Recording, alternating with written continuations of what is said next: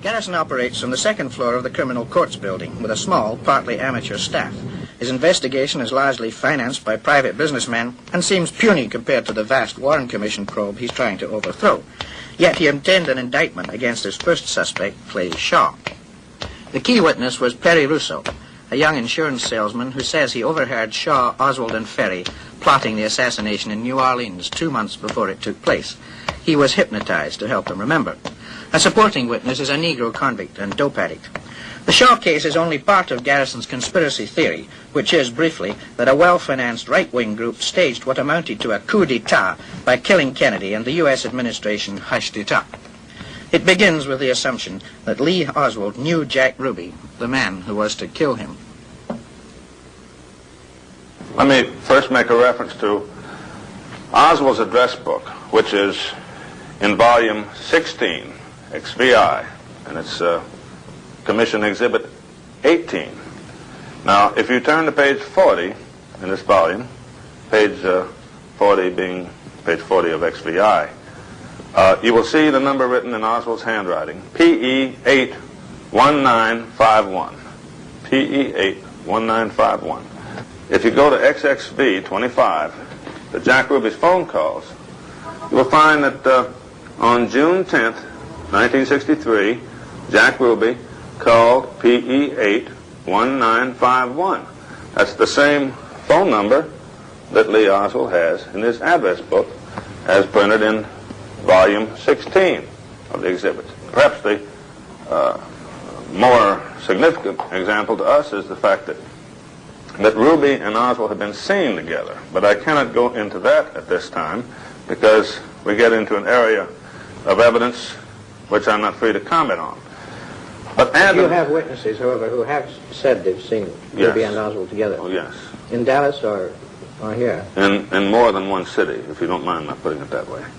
Now, another connection to come from another direction is the fact that Jack Ruby had a business acquaintance named Bertha Cheek, and there were several real estate transactions in which Jack Ruby and Bertha Cheek worked together, and they know each other in a business way, and that's been established without any question, because you can even find that in the Warren report. Now, Bertha Cheek has a sister named Earlene Roberts. Earlene Roberts was the landlady where Lee Oswald was living when he was killed at 1026 North Beckley. So you have there the case of Bertha Cheek being a business associate of Jack Ruby. Bertha's sister is Earlene Roberts. Lee Oswald is staying at Earlene Roberts' house when he's arrested. So again, there's another correlation. Isn't this just a coincidence, however, rather than something more solid, like somebody who'll swear they've been seen together? Any one of these, actually, this is what you call circumstantial evidence, and your question is certainly a good question to ask, but the answer is that circumstantial evidence is actually, to man who's practiced law, circumstantial evidence is actually more binding and harder to get away from than witness evidence, because sometimes the eyes can be mistaken. You say, is this coincidence? Any one of these factors of correlation could be coincidence, but the steady accumulation of them is not. To sum it up, it is impossible that they did not know each other. How wide is a conspiracy? It is finite in the sense that it has limits. It is not such a huge thing that it is unsolvable. On the other hand, it is considerably wider, I think, than the average person might have assumed. The best way to describe the conspiracy, and I guess I'll have to be blunt about it and come to this, the major factor in the conspiracy which made it work was the use of Minutemen. How many Minutemen, Mr. Garrison, are involved as far as you know? Well, I can't possibly speculate on that without hurting opposition, except to say that there were Minutemen in the Dallas area and some in Louisiana that coordinated on this operation as individuals, and it was extremely well financed. There were individuals in the Dallas Police Department, like a grapevine coming down the side of the building, which had relationships with each other, and also relationships with the individuals who killed the president, who killed Tippit, and who killed Oswald. And this structure is what allowed it to occur so effectively, because it was a pre-existing secret structure of individuals who had trained with arms, who were militantly opposed to what President Kennedy was doing. This was the ambush that the president was in.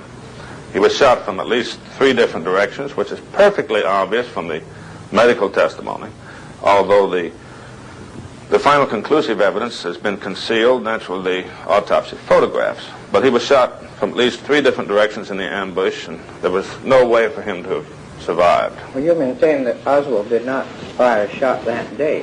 Why, if Oswald was part of the plot, didn't he fire too? Well, first of all, Oswald was not part of the plot. Secondly, he did not fire a shot at anyone, not only on that day. He never fired a shot in the preceding year or in the preceding 2 years or since he got out of the Marines, as far as anyone knows. A number of the individuals who accomplished the shooting were previously connected with the Central Intelligence Agency, many of them connected in their training in Florida. And those are some of the individuals whose names we have, and I judge by now they know we have their names.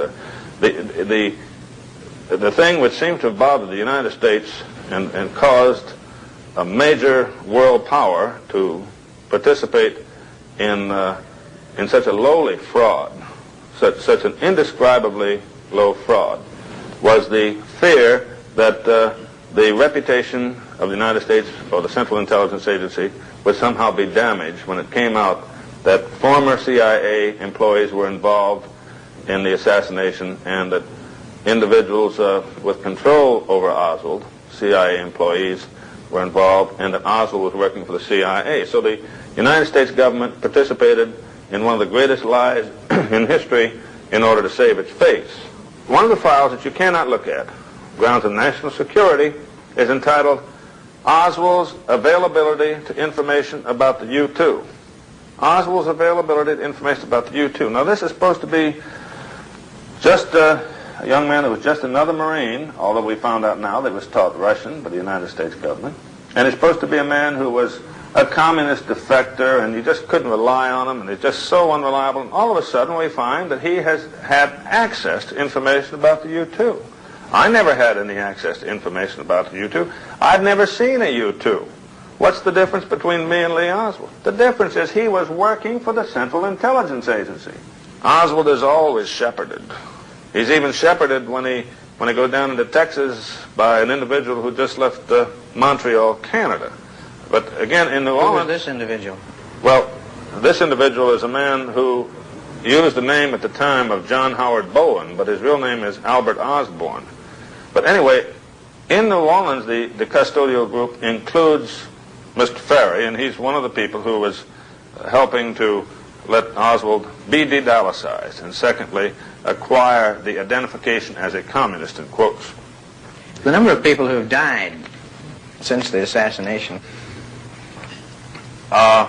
It's quite clear that there is a systematic program of murder of individuals who are likely to tell the truth to an investigative government agency, which at the moment is only us. There's no question about the murders having occurred, and I expect that there will be more, probably. Where do you think this investigation is finally going to lead?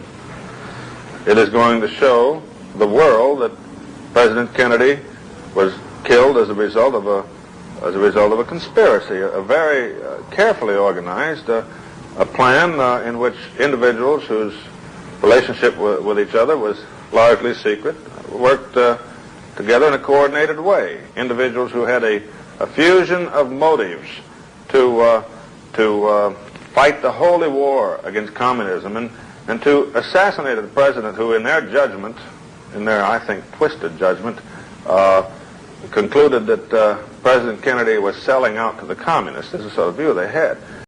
You know, sometimes it's hard to distinguish between illusion and reality. When we're younger, we take it for granted that we see what we see, and objects in the world in front of us are precisely as we see them.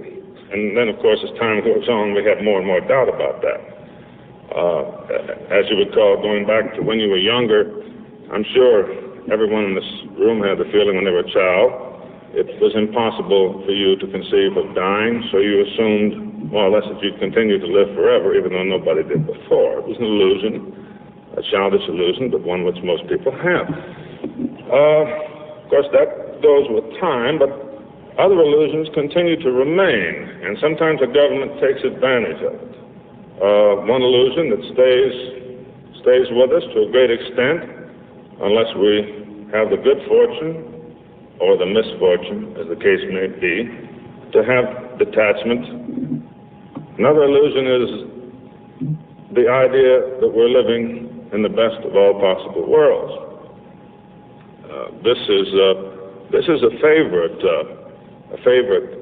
strategy of the fascist type of government, totalitarian types of governments too, not just fascist, in order to keep the people from being restless.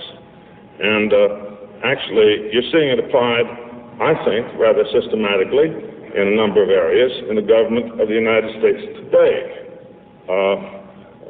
Again and again, I think you are being assured that you are living in the best of all possible worlds. Again and again, you see different tactics being used to make the government's power lovable. Actually, there's nothing new about this. As early as the Roman Empire, and probably even before that, the patricians and their counterparts have found ways to make their power lovable so that they wouldn't have too much trouble from the plebeians. That's the problem, and it's in a sense here again today. But there's a duplicity in that. There's a duplicity in making power lovable with false slogans and in making things appear to be better than they are, which I don't happen to like. For example, I am very conscious of seeing fascist tendencies in our government today.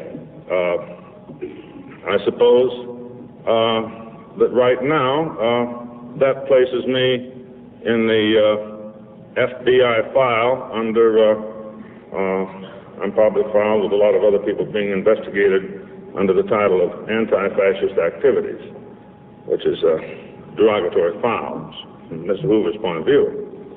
But this is very relevant to the entire subject of the assassination. Let me go back to the way things were about this time, just before the assassination. We had a young president who was showing signs increasingly of being a forceful president and a liberal president, in the sense that he was going to make changes that had not been made before. And a very strong reaction was occurring in a number of places, particularly in areas such as Dallas, Texas. And this is not an indictment of the people of Dallas, but there are individuals in Dallas that have an unusually strong control over key individuals on the police force, which causes Dallas to be somewhat different than other cities. President Kennedy was also moving in the direction of doing away with the 27.5% deduction on the income tax for men in the oil business, which of course was a primary concern to some individuals in Dallas. President Kennedy had reached a rapprochement of sorts with Premier Khrushchev of Russia and was in the process of reaching an understanding with Fidel Castro. I'm sure that it is possible to have a great many views on the value of these conclusions, these decisions that he had made, but the fact is that he was the president and he had made them, and his basic objective was to try and minimize involvement in a war which would lead increasingly to escalation and more escalation until we finally involved in a hydrogen war, which is more or less the situation in which we find ourselves today. Now, the reaction of a number of individuals, especially in certain areas of Texas, was that President Kennedy, in ending the Cuban adventures, in trying to reach an understanding with Khrushchev, in making statements such as he made in his speech before the American University on June 10th, that we breathe the same air as the Russians, which is perfectly true and should have been made, and is something we don't think about very often. But the fact that he made these statements caused him to be regarded by a number of extreme individuals as a communist or a person selling out to the communists. So that there was a certain side of the spectrum of essentially the extreme right-wing area, especially in southern states, that had a venomous attitude towards John Kennedy. Now, this is just a brief, perhaps oversimplified summary of the situation as it existed when John Kennedy visited Dallas. Now, with that background, let's now jump from reality into the world of illusion for a moment, and we'll describe the official Lyndon Johnson administration version of what happened. It has no connection at all with reality. It has exactly as much substance as the story of Snow White and the Seven Dwarfs.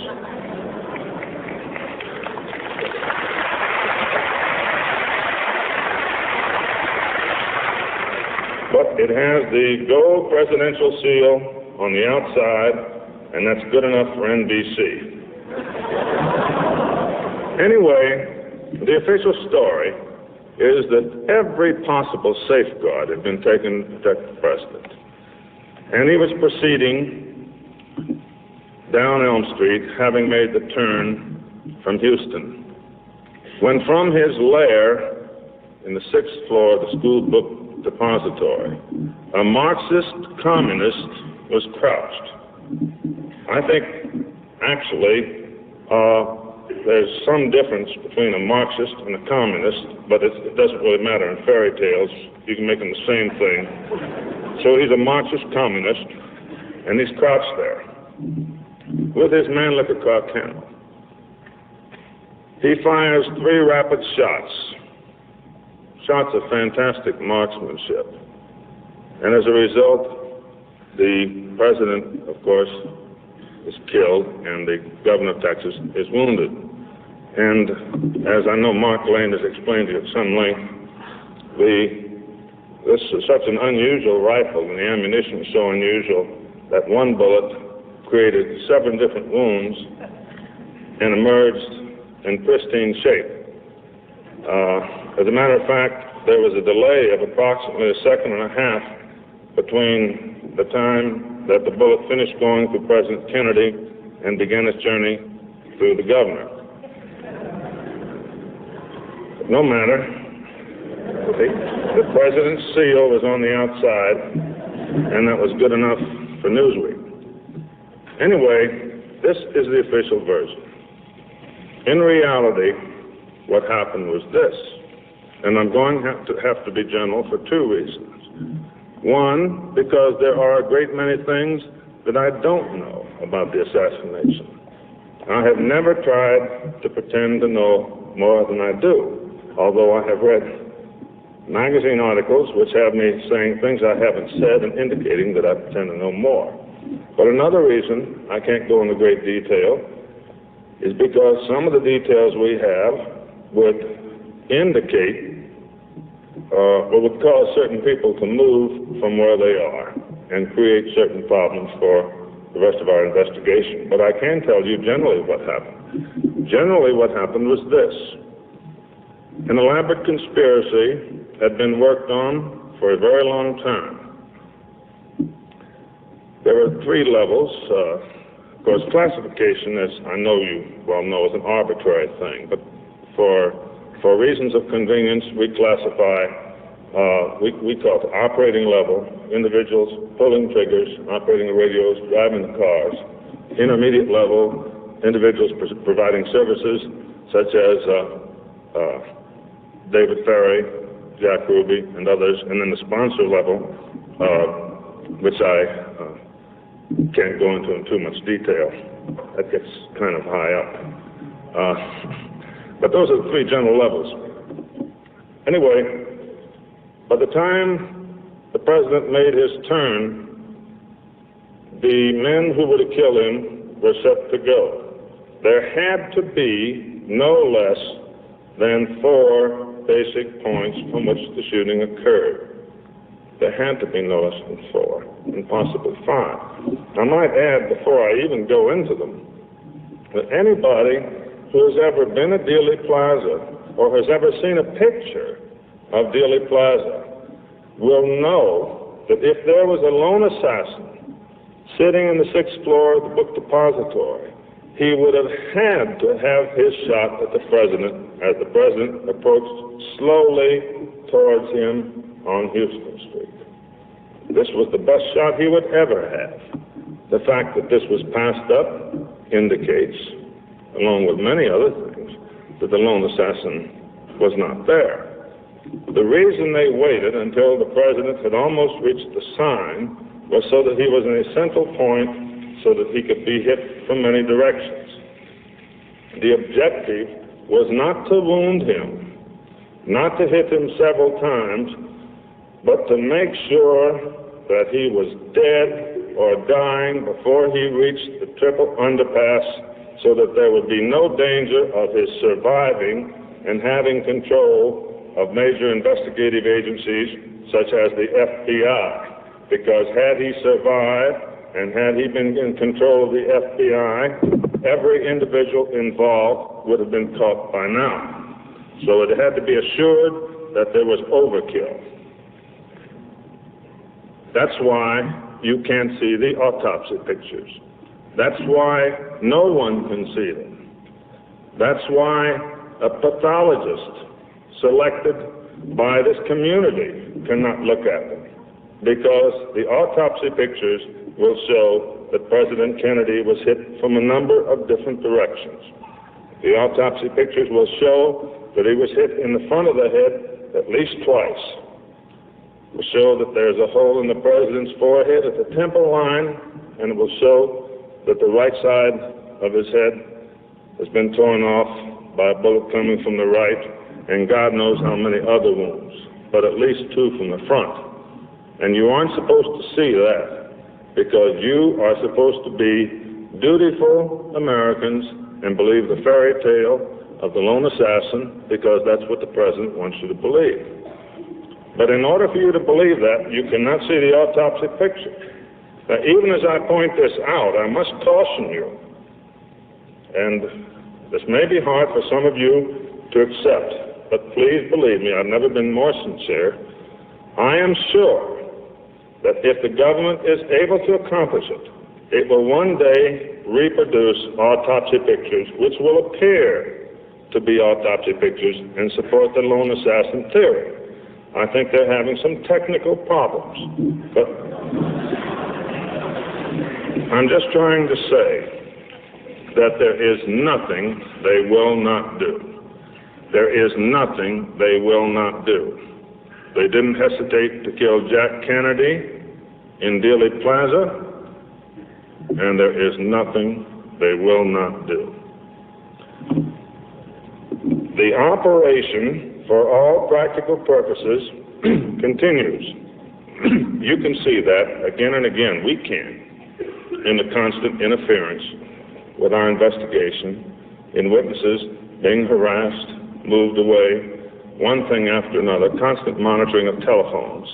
What this means is that there is a unique interest on the part of high officials in our federal government in the truth being concealed from the American people. The significance of that I will go into a little further. I mentioned that there had to be 4 groups of shooters. There had to be a rifle firing from Houston Street, either from the Records Building or the Daltex Building. I think that most of the serious critics are in harmony about that by now, because the shot that hit Governor Connolly was such an angle it could not have come from the book depository. It appears likely that there was shooting from the book depository, although it is obvious that Lee Oswald had nothing to do with it. he didn't shoot any weapons that day. And there's no indication that he was in any way involved in the assassination. As a matter of fact, the indication is quite the opposite. It is very clear that they were shooting from the grassy knoll, not only from behind the stone wall, but further back behind the picket fence, back towards the overpass area. As a matter of fact, on the day of the assassination, such a large percentage of the witnesses saw and heard the shooting from that area. Heard, I should use, because there are only a few that saw. Heard the shooting from that area, but it was taken for granted that the president was shot from the grassy knoll. It took about 24 hours before the official scenario had been issued, and the emphasis was put on shooting from the book depository, shooting from the book depository. But the main bulk of the shots came from the grassy knoll area, and 60% of the witnesses in Dealey Plaza heard those shots. And we have talked to at least one person that was in the grassy knoll area and saw one of the men behind the stone wall. And other witnesses have seen the men afterwards running away from behind the stone wall, throwing something into the back of a car and driving off at a rapid rate of speed. Of course, these things were rather irrelevant, so they weren't brought into the Warren Commission hearing. This is what happened.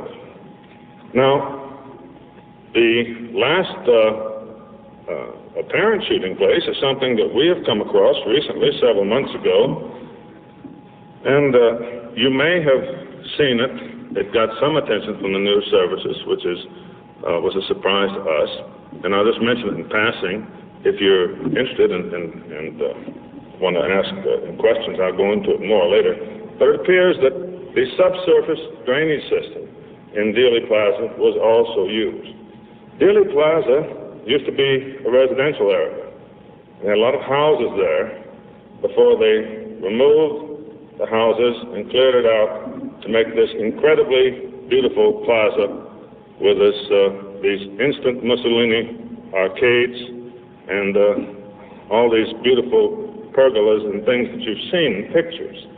Prior to that, there were many houses, so there had to be a drainage system. Well, the drainage system is a rather complete one, and it's an interconnecting maze of tunnels, the narrowest 15 inches wide, the largest 30 inches wide, through which men can crawl.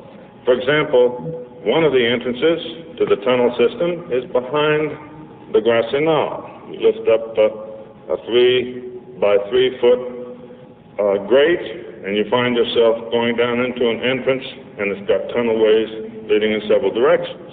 If you go south towards Elm Street, then you will find yourself in one of the sewers, which is alongside of Elm Street. The sewers that go alongside of Elm, Main, and Commerce look to the person riding in a car just as about 6-inch high slits into which the drainage goes. But actually inside, these are like concrete pillboxes. They're approximately 5.5 feet deep. And a man standing inside can easily see into the back of a convertible. We had one of our investigators get inside in Dallas one morning. We had him get in before dark because we were afraid that if the wrong people saw him get in, he might be cemented in there and we'd never see him again. So I just heard recently, just after we really found the application and the likelihood that this sewer system was used, I'll give you an example of why it appears to be used, that Dallas is planning to dig up this entire area in Dealey Plaza, the entire sewer system, and create a great underground parking garage. And the name of it is supposed to be the John F. Kennedy Parking Garage.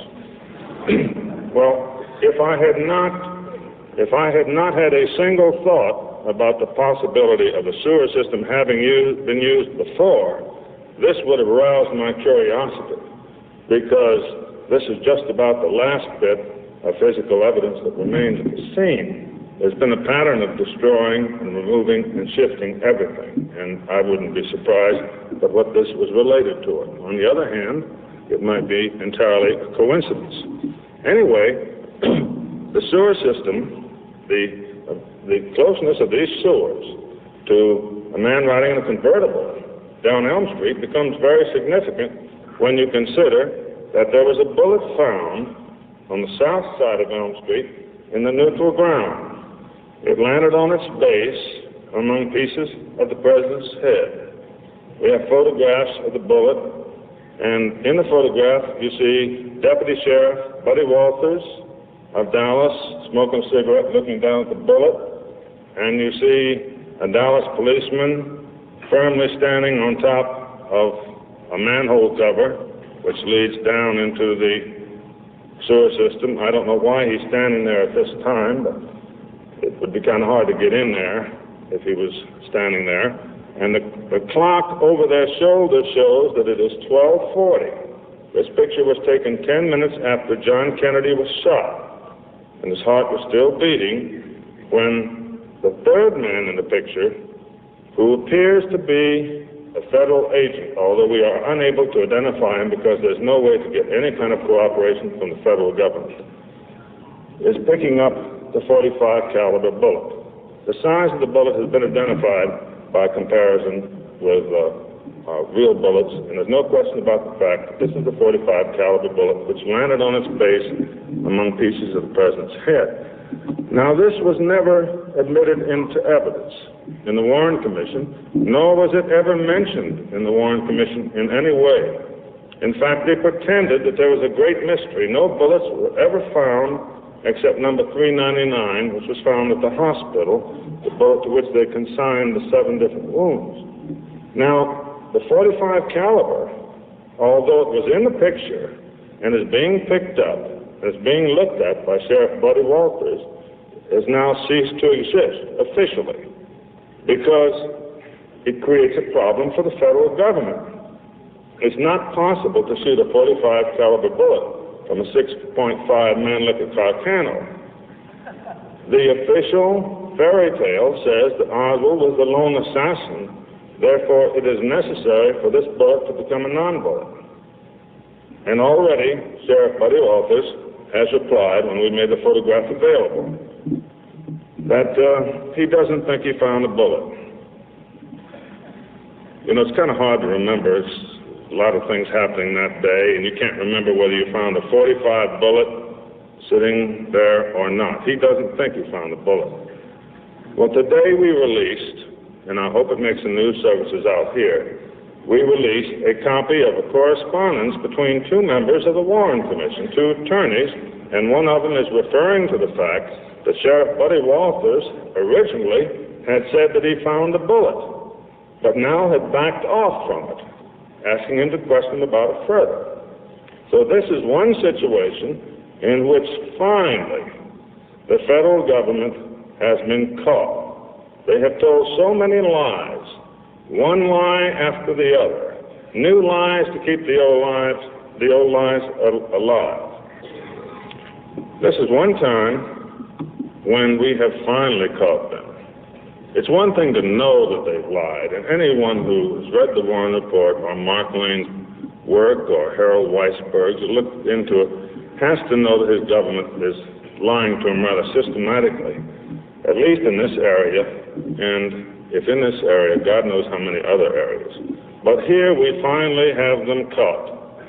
The bullet is so clear, we knew they would say that bullet is not a bullet, so we held off with the letter describing the deputy sheriff's statement.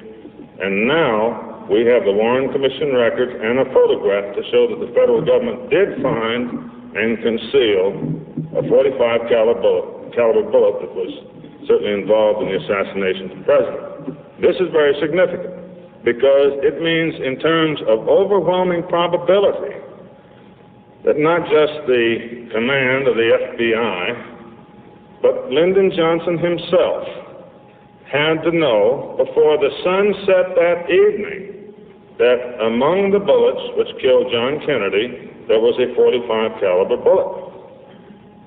It it means that Lyndon Johnson had to know when Oswald was arrested, among other things, for being the assassin of the president, that he could not have fired that .45 caliber bullet. And it means that Lyndon Johnson had to know that when Oswald was executed by Jack Ruby, that the assassins were simply getting rid of a patsy, a man who might tell about what really happened. But I haven't heard a word yet from Lyndon Johnson about the .45 caliber bullet, which his employee found at 1240. It means, furthermore, that even before the Warren Commission was appointed, the command of the FBI and the President of the United States had to know there were a number of people shooting at John Kennedy, and that the Dallas police scenario was completely false. And in the final analysis, it means that every one of these honorable men, without any exception, prostituted himself, let his country down, let you down by participating in an absolute fraud, knowing that it was a complete lie.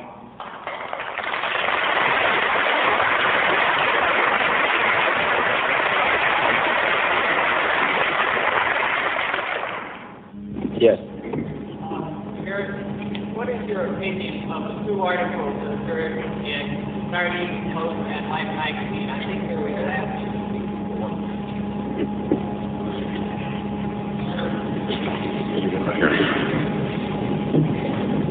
Are you referring to the recent Josiah Thompson article in Post? All right. Let me answer that question first. Professor Thompson's article, I think, is a very scholarly presentation of what the major critics, Maggie Field of Los Angeles and Mark Twain and Harold Weisberg have contended for some years. I think it was a very effective presentation, and I think that the major points are, without any question, true. I think possibly you could argue about details like his conclusion about bullet 399, but I think it is a serious contribution, particularly because of the careful way that he has shown that not many alternatives remain, but to assume that there were at least 3 shooting positions. Now, with regard to Life magazine, which articles are you talking about? The articles that say I'm tied in with the mafia? Or is there some? I stopped reading Life about that time. I haven't read it since. There was, I think it was last week or the week before, a series of photographs of the various people who had taken movies stills at the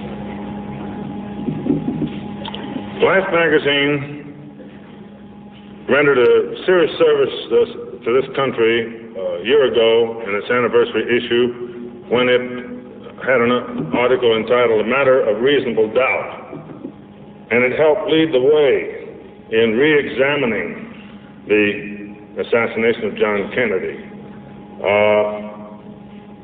I don't want to rashly criticize Life because God knows what kind of pressures are coming from the White House now to the management of Life magazine. I'm sure it's nothing less than that.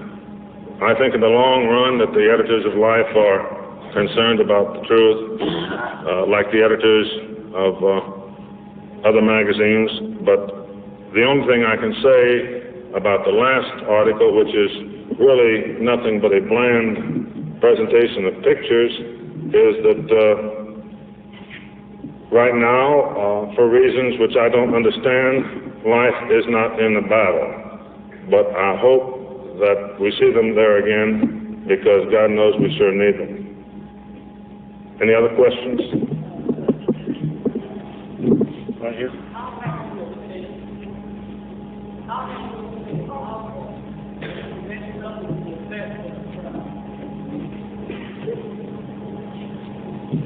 Are you saying, how do I conclude that Oswald did not shoot the president?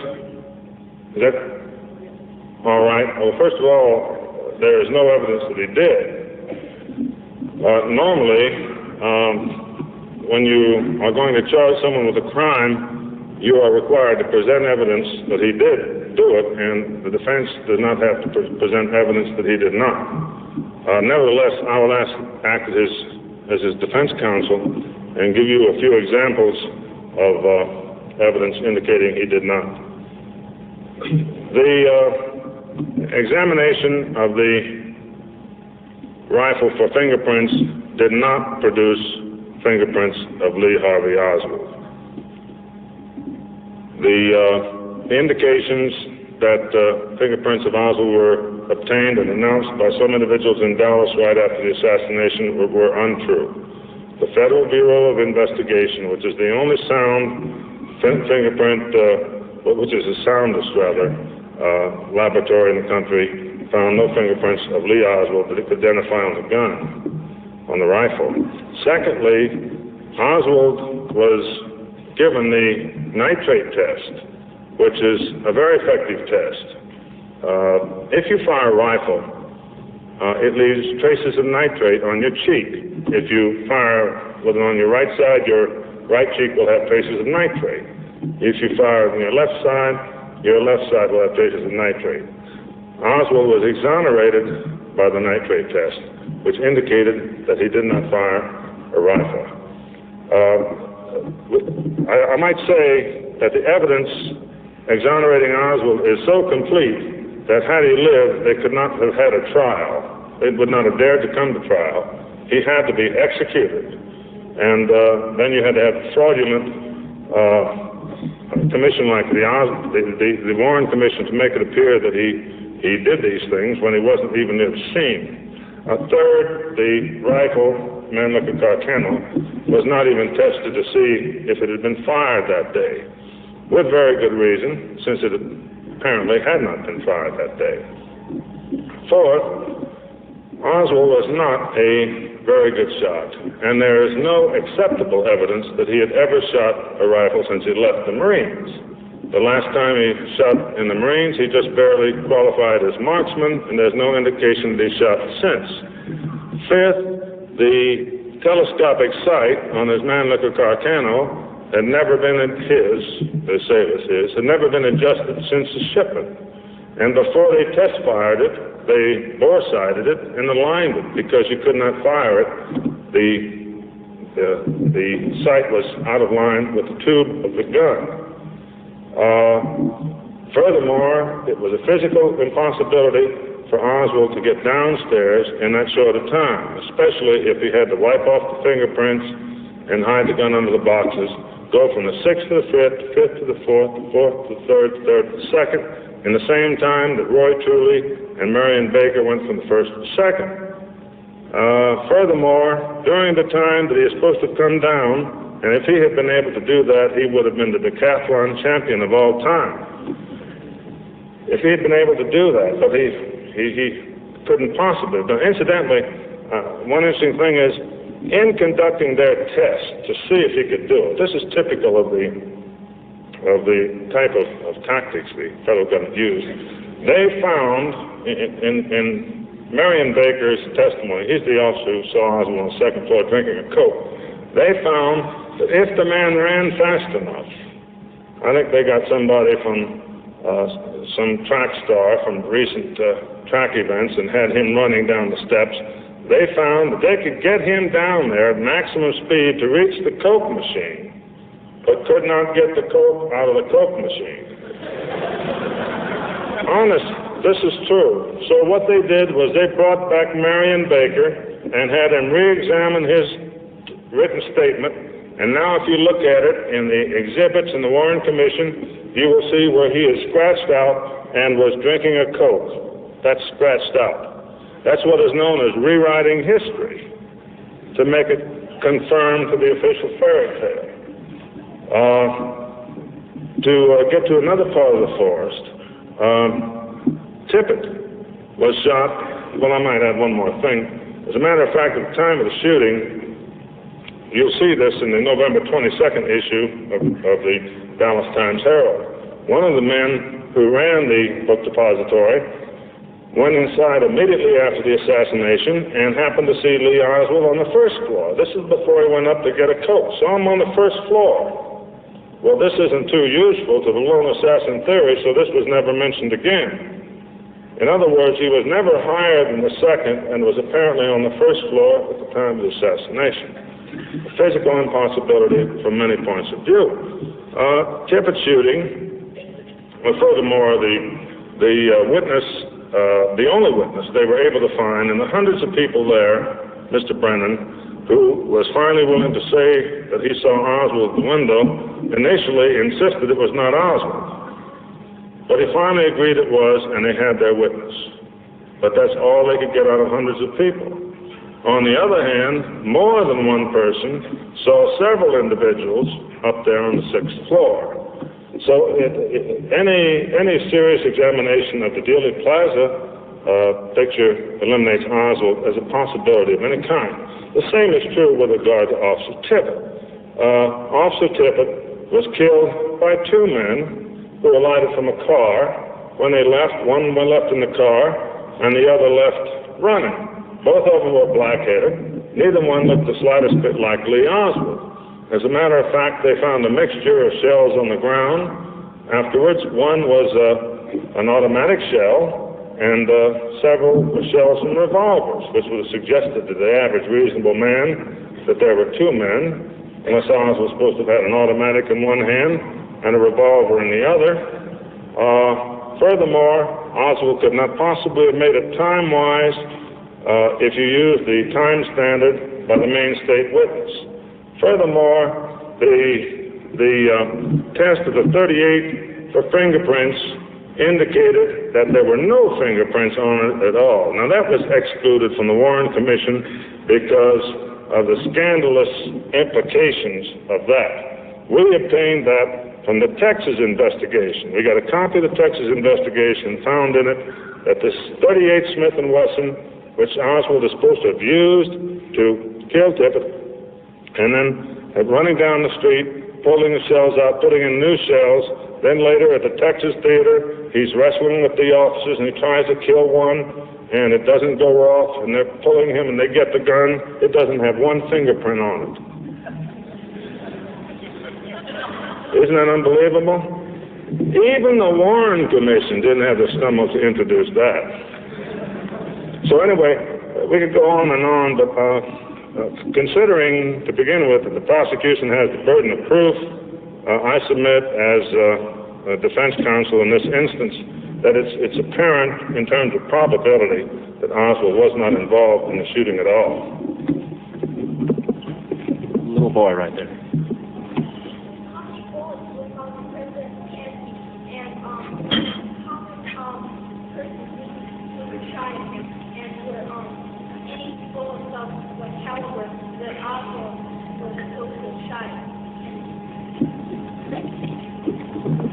Three questions, if I understand them. One, how many bullets were shot at President Kennedy, or how many was he hit with? Secondly, how many persons do I think shot at him? And third, were any bullets of the 6.5 caliber found in the President's body? It's a little hard to say anything about the autopsy because Commander Humes, who performed the autopsy, burned his autopsy notes and was subsequently promoted. That's true. I know a deputy sheriff in Dallas, on the other hand, who told the truth and stuck to it, and he's not a deputy sheriff anymore. But Commander Humes burned his autopsy notes, and he's been promoted, and as a result, there's no way to know just where the president was hit or what his autopsy notes really had in them. If we were able to look at the photographs, the autopsy photographs, we would know how many times he was hit and where. That's a very good question, and was the first question before the Warren Commission, and yet they did not have the stomach to look at the autopsy because they knew what they would see. So we don't know either because Lyndon Johnson administration is still keeping it secret. Now, as to how many are involved, let's say the operating group at the scene, I would have to speculate, and I don't like to speculate there. We have names of some individuals who have participated, I think largely as a result of luck, but we have the names of some of them. Most of them did not pass through our jurisdiction, and we don't quite know what to do with the names right now. Can you imagine if we turn it over to the federal government? They get a promotion. One man that we've identified as being involved in the assassination works at a military base. A number of witnesses in the New Orleans area that have lied consistently and refused to tell the truth. The government has obtained jobs for them at Chrysler or Boeing. You'd be amazed how many people that work for the Roddy Coffee Company that now work for Chrysler or Boeing that have suddenly developed an interest in the defense effort. But there's no way to estimate how many are involved except to say a hell of a lot, because they obviously were using transistor radios for communication. They had at least one man transmitting as to the point where the presidential route was. They had to use at least 4, possibly 5 routes, 5 points of shooting, and they obviously had to use scouts and individuals to stand to the side and keep an eye open. So I'd say at least 10 or 15. I'll tell you what may give you a rough guide. If I were to ask you all tonight if anybody had been arrested at Dealey Plaza for the assassination of John Kennedy, you'd probably say certainly not. But the fact is that they arrested 10 men. 10. Try and get their names. You can't get their names because obviously a few things went wrong and the police stumbled across some of the men who were involved. Sometimes, some days, things just don't go right.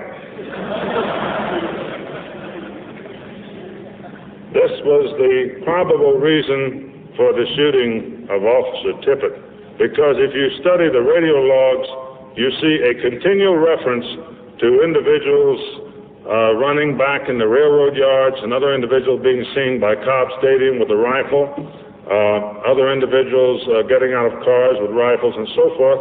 Citizens are pointing these things out. Suddenly, Officer Tippit is killed. Immediately, there's no more interest in Dealey Plaza. All attention turns to Oak Cliff. When these men were turned loose, nobody asked a question or thought about it for several years. We're trying to get the names of some of them. We've located photographs of some of them, and we've made some identifications. But I can assure you there's no help from the Dallas Police Department, and even less from the federal government.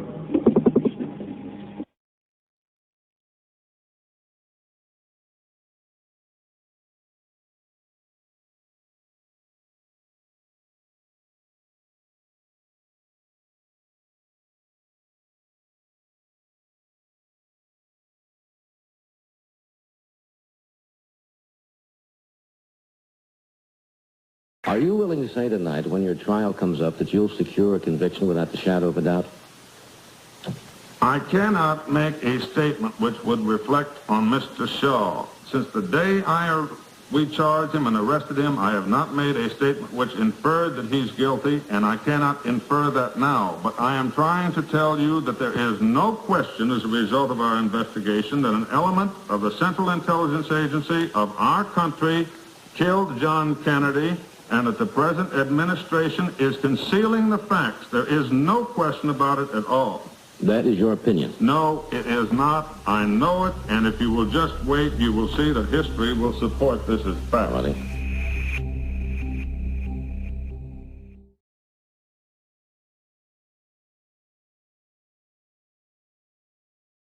This particular program came around in a peculiar set of circumstances. Ever since the Warren Commission report came out years ago, we've had no guests on this show who will discuss the theory of what assassination itself because of several reasons. I felt personally, as an individual, enough theorists, including Mark Twain, Buchanan, and many others, Weisberg had proposed enough theories, and the American public was confused enough. And then about a year ago, the district attorney of New Orleans, Mr. Jim Garrison, came up with something that kind of astounded the world when he had announced that he had solved the Kennedy assassination. Mr. Morsalvik, our guest last week, in the course of the conversation, I asked him what he was doing. He said he was now an investigator from Mr. Garrison's office in New Orleans. And before we knew it, we were talking about some of these theories and so forth. I think I mentioned at that time I was getting a little weary of listening to theories, and he mentioned that Mr. Garrison had new and vital information. From that point, I said on the air that night, I don't know this exact wording, but in substance I said, if Mr. Garrison has new and vital information, it would anyway change the evidence, credible evidence in the case, we would be delighted to have him on the show. We heard from Mr. Garrison by wire, accepting our invitation, saying that he did have, in fact, new evidence that would cast a different light, and for that reason, we invited him on the show tonight. I hope not to add more confusion. I hope in some way to illuminate what has been going on. Would you welcome, please, Mr. James Garrison.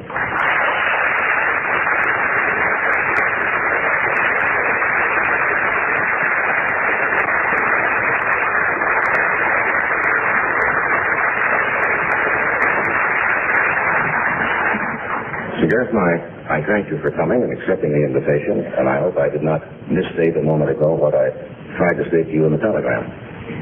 Well, thank you for inviting me, Johnny. It's an honor to be here, and I think your curiosity and your fairness are in the interest of the American people. Well, as you know, I'm not legally trained or law-oriented, and at one time NBC suggested it might be of some value to have legal counsel out here, and I did not want to do that for the main reason I thought it might look like we were ganging up on you, like this was going to become another showdown or something. And I thought, as a layman and an interested citizen of the country, it might be a little more casual atmosphere if we just talked in this way, and I hope it's all right. It's fine. I wish you'd also ask me any questions of any kind that occur to you, as long as they don't touch on Mr. Shaw. I haven't made a comment about Mr. Shaw since the day we arrested him, and I don't intend to talk about him. Mr. Shaw is under indictment. This is public record, and with the trial to come up sometime in February, I believe. We hope. We hope. All right. Is it all right with you if I, first of all, maybe give a little chronology of some of your statements concerning By all means. By all means. A year ago, I believe it was, in February, you announced that you had solved, now this, of course, is not all of the statement of a particular day, but parts of it, if it applies. You announced that you had solved the Kennedy assassination. I have no reason to believe that Lee Harvey Oswald killed anyone in Dallas on November 22nd, 1963. That was a news conference a year ago. Then, in an AP interview in May, you said the president was killed by a bullet that was fired from the front. Pairs of men in the front. They had at least one man in the back who was shooting and another man engaged in a row in Daly Plaza in order to aid those with guns. That was AP interview in May. From a television interview in May, these are your quotes, I believe, there were 5 of them. 3 behind the stone wall and 2 behind the grassy knoll, and they're not quite out of sight. And they've been located in photographs. By the process of bringing them out, although they're not distinct enough, you can make an identification from their faces. In the NBC show of July, you said the evidence indicates that he was shot at from 2 different directions in the rear and also from the right front. And then from the Playboy interview, you said, our office has developed evidence that the president was assassinated by a precision guerrilla team of at least 7 men. December news conference, you said it was very large and very well organized in talking about the conspiracy, you said. An infinitely larger number of participants than you would dream. Press release in December. You say one man may have fired from the sewer in Dealey Plaza, but the development of the likely use of portions of the drainage system does not conflict with a picture of the other major shooting points. Now, in relation to the people involved, you said in an interview in May, there was a mixture of individuals, but the point is they were all anti-Castro oriented and had been engaged in anti-Castro training. On NBC in July, you said the assassins were men who sought to attain a radical change in our foreign policy, particularly with regard to Cuba, individuals who were once associated with the CIA, the Central Intelligence Agency. In a UPI release September, you said, it was a Nazi operation whose sponsors included some of the oil-rich millionaires in Texas, and elements of the Dallas police force are clearly involved. January press release, the involvement of high officials of the United States government in the affair becomes more and more apparent. Isn't that terribly confusing? And don't you seem to be riding off in all directions? It seems like it, doesn't it? Let me ask you. It certainly does. Right. Let me ask you first, how many hours do I have to answer this list you just went over? Well, I know that we have the rest of the program this evening. I understand that we can't sit here and completely recreate or theorize on what happened, but I just wanted to get the chronology of the statements. Well, let me see if I can put this in focus. If I were to say, for example, that an elephant has a tail, and he's gray, and he has 4 legs, it would be possible for somebody to point out, just a minute, you just finished saying an elephant had a tail, now you say he has 4 legs, and now you say he's gray. The point I'm making is that each of these factors is a characteristic of one being, and in a complex situation like this, it's possible to be standing at a different point of view and describing different aspects. For example, we find that in the group which killed John Kennedy, there are indeed blacks as well as Americans. It is also true. You say we find. Excuse me if I do interrupt. So we don't get out of We have identified. You say you have identified and have proof as a fact? Yes. All right. All right. Secondly, we have found that the Central Intelligence Agency, without any question, had individuals who were connected with it involved. You have absolute facts and proof of that? Without any question. I wouldn't say so otherwise. Third, we have found that a number of these individuals are, in their particular political orientation, reactionary. Now, that doesn't mean that there was any single conservative group involved, because there was not. But if I'm talking at one press conference and I'm asked what is the political cast of the individuals involved, I may say, well, as far as the spectrum is concerned, we found a number who were reactionary. Later on, a month or so later, I might be asked, have you found any leftists involved? I answer yes. So it seems like each one is a different answer, but essentially it's the same. In other words, there hasn't been a great deal of change in the matter as we see it in the last 9 or 10 months. Certainly there have been refinements. My God, an investigation is a developmental thing. If we didn't know more about it now than we knew 30 days ago, we wouldn't be doing much.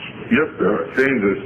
When you say these things, Mr. Garrison, as we have found, and it comes out in print, people accept this as an established fact.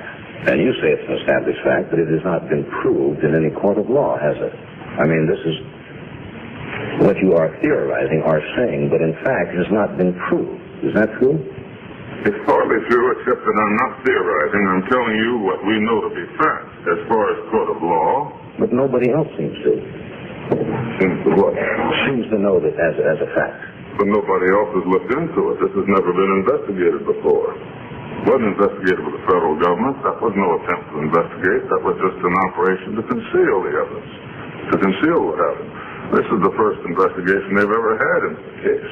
What would you call the Warren Commission?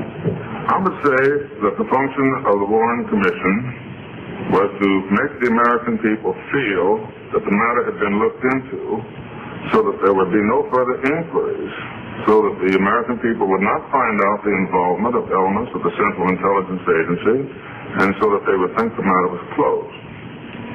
For what possible reason would they wish to do that?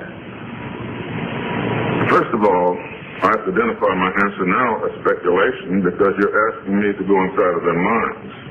I think that they could answer this better than I. But if you want to know my opinion, I will say it was probably presented to them as a matter of national security. I'm sure they rationalized it in that way because these aren't evil men. These were essentially good men. But the fact remains that their conclusion was totally untrue, patently untrue, and they had to know it. In my judgment... That's your opinion. I think that there is not one person in the United States, Johnny, who has gone through the 26 volumes of the Warren Commission inquiry who does not recognize that the conclusion of the Warren Commission was totally false. Total. You say you don't believe there's one? I don't think there's one who's gone through the 26 volumes, no. Well, I could give you a list of them. Go ahead. Here are the people who came to the conclusion that no evidence of conspiracy existed was reached independently by the following persons: Dean Rusk, Secretary of State; Robert S. McNamara, Secretary of Defense; Douglas Dillon, Secretary of the Treasury; J. Edgar Hoover, Director of the FBI; John McCone, Director of the CIA; James Rowley, Chief of the Secret Service; and Attorney General at that time, Robert Kennedy. The investigation was under the supervision of the Commission. It was conducted by approximately 30 attorneys selected from 12 states and included professors of law, prosecutors from federal and state law enforcement agencies, and the former police commissioner of the city of New York. In addition, numberless FBI and Secret Service agents conducted various phases of the investigation and submitted over 25,000 reports. Now, when I read what you say, are you asking the American public to believe that all of these men are of such low intelligence or could be so easily duped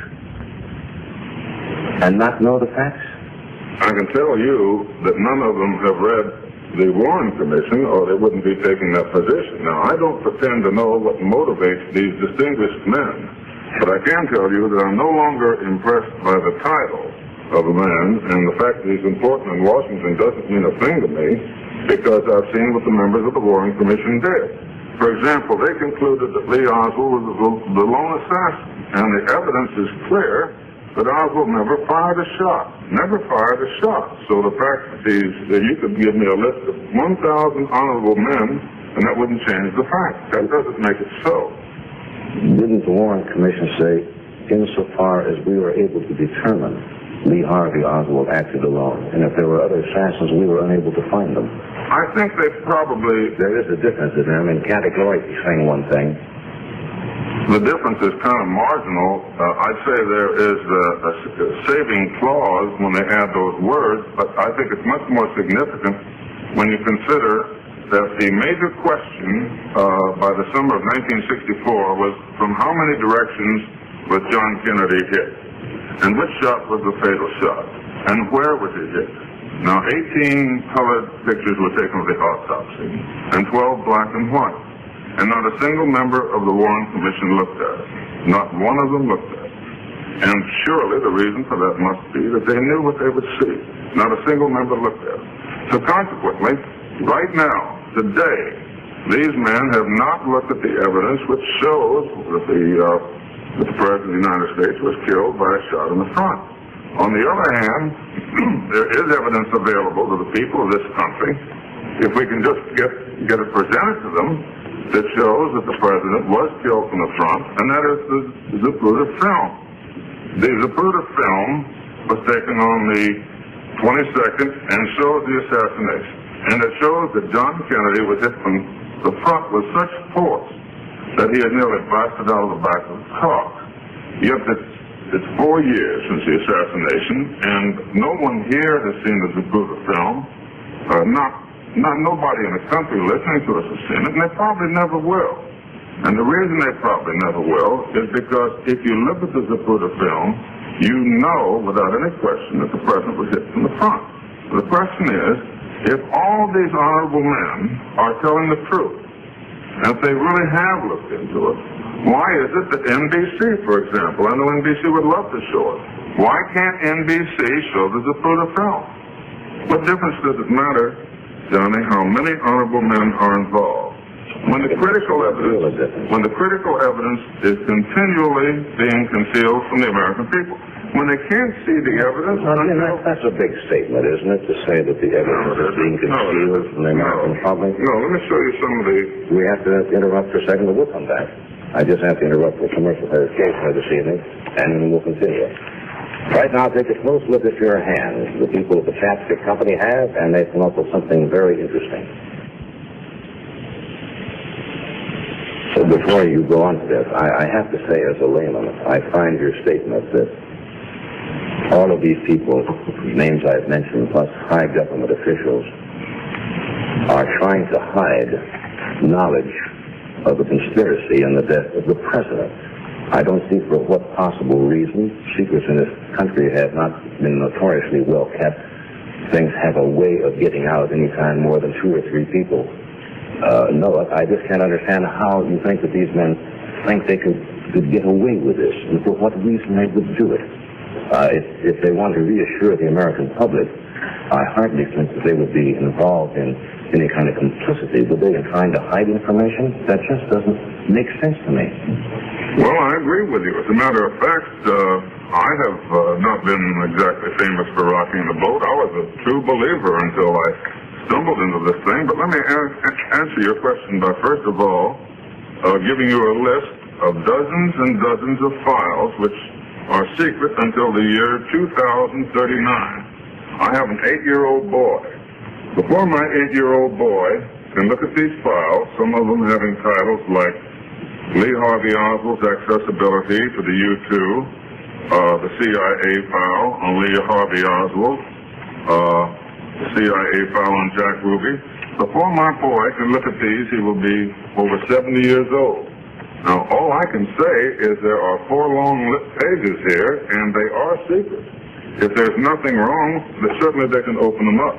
But I can't look into their brains, Johnny, and tell you why they did it. Does this mean, Jim, that you feel any time anyone comes up, say another district attorney in a few weeks, or another citizen comes up and says, how do we know only 3 shots were fired? I think there were 5. And now do you expect somebody to be galvanized into action and make the commission defend itself when these findings were accepted by all parties concerned and also accepted by the then Attorney General of the United States, Robert Kennedy? I find it hard to believe that a conspiracy could exist or things could be hidden. In the Warren report, the commission's findings, they could find no link to Oswald with the CIA, to Oswald with the Secret Service, to Oswald with the FBI. Why do you insist in the face of that evidence that there was? Of what evidence? Johnny, I know you won't mind. In their investigation of it. There was never an investigation. I know you won't mind my being candid and say that actually you changed the subject and you've asked me several questions, one involving the Warren Commission and the other involving Senator Kennedy. First of all, let's take the Warren Commission. I'm not at all impressed with the fact that they could find no evidence of a conspiracy. After going through their inquiry, I doubt if they could find a streetcar, if they had a transfer in their hand, it was pointed out to them.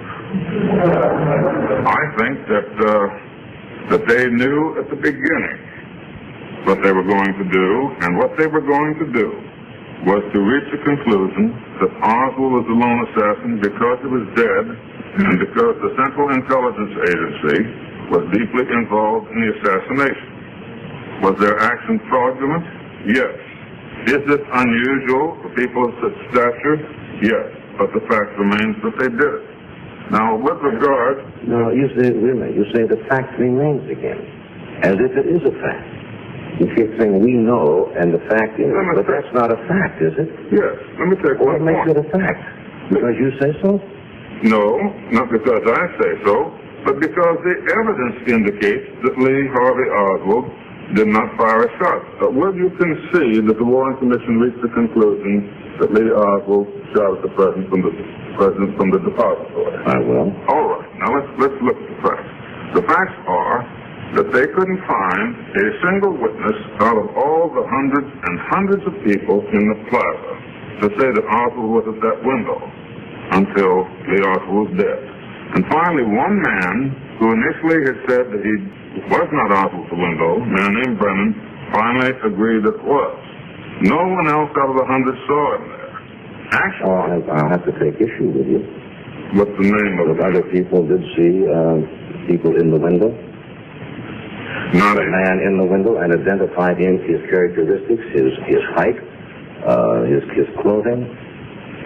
No, that's not correct. If you're talking about Arnold Rowland, he said that the man in the window had on a yellow shirt, and he had there was another man, a very dark man with him. The first part of his statement does not point to Oswald because he had a dark maroon shirt on, and further it points away from the lone assassin. No one else other than Brennan indicated that he saw Oswald in the window, and Brennan himself said it was not Lee Oswald at first. Well, he described the man, and that broadcast was put out for a man of that description. And when he was shown Oswald's picture, he said it was not Lee Oswald. That was his first position. That was his first position. Can you name anybody else who saw Oswald in the window? I would have to take out the report. Yes, there were other people who saw a man up there and gave a description of him, and that was why Oswald was picked up. If you take the afternoon paper in Dallas on November 22nd and read the statement, for example, made by Otis V. Campbell, who was Vice President Book Depository, you will read that after the assassination, he went inside the book depository and he saw Lee Oswald on the first floor. If you read the statements of Officer Marion Baker and Roy Cooley, you will read that they came running in shortly after Campbell went in, and in running up towards the roof, they saw Oswald on the second floor. If you look at the fingerprint results for the rifle, you will find that Oswald's fingerprints were not on the rifle. Just a palm print. The palm print was not confirmed by the federal government either. That was an announcement for the Dallas police. You'll also find that no test was ever made to see whether the rifle was fired. You will also find the young lady named Vicki Adams, if you look in volume 12, was on her way down from the fourth floor during the time that Oswald is supposed to have descended, and no one passed her at all. Jim, look what you're doing, and I'm not saying all of these things are factual. Aren't you taking inconsistencies in testimony during the emotion of the time, even self-contradictory testimony from even sometimes the most truthful of witnesses, and using that as tainting everything else that is very well explained? Can we come back and follow that up in a moment?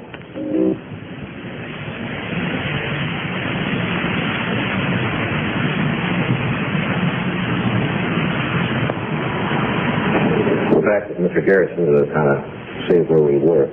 I will agree with you, but you want to go right ahead and make this point first, and then I'll... Yes, let me answer your last question. In effect, you said, aren't you taking advantage of the fact that many witnesses were excited at the moment and confused and so forth? Let me reply that I can't change the fact that it was an unusual moment and there were many people who were emotionally affected by what happened.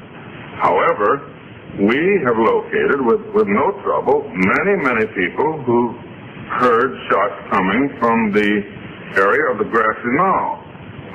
Practically none of these people were called by the Warren Commission. On the other hand, the Warren Commission merely presented one person, Mr. Brennan, who initially insisted that he couldn't identify Oswald.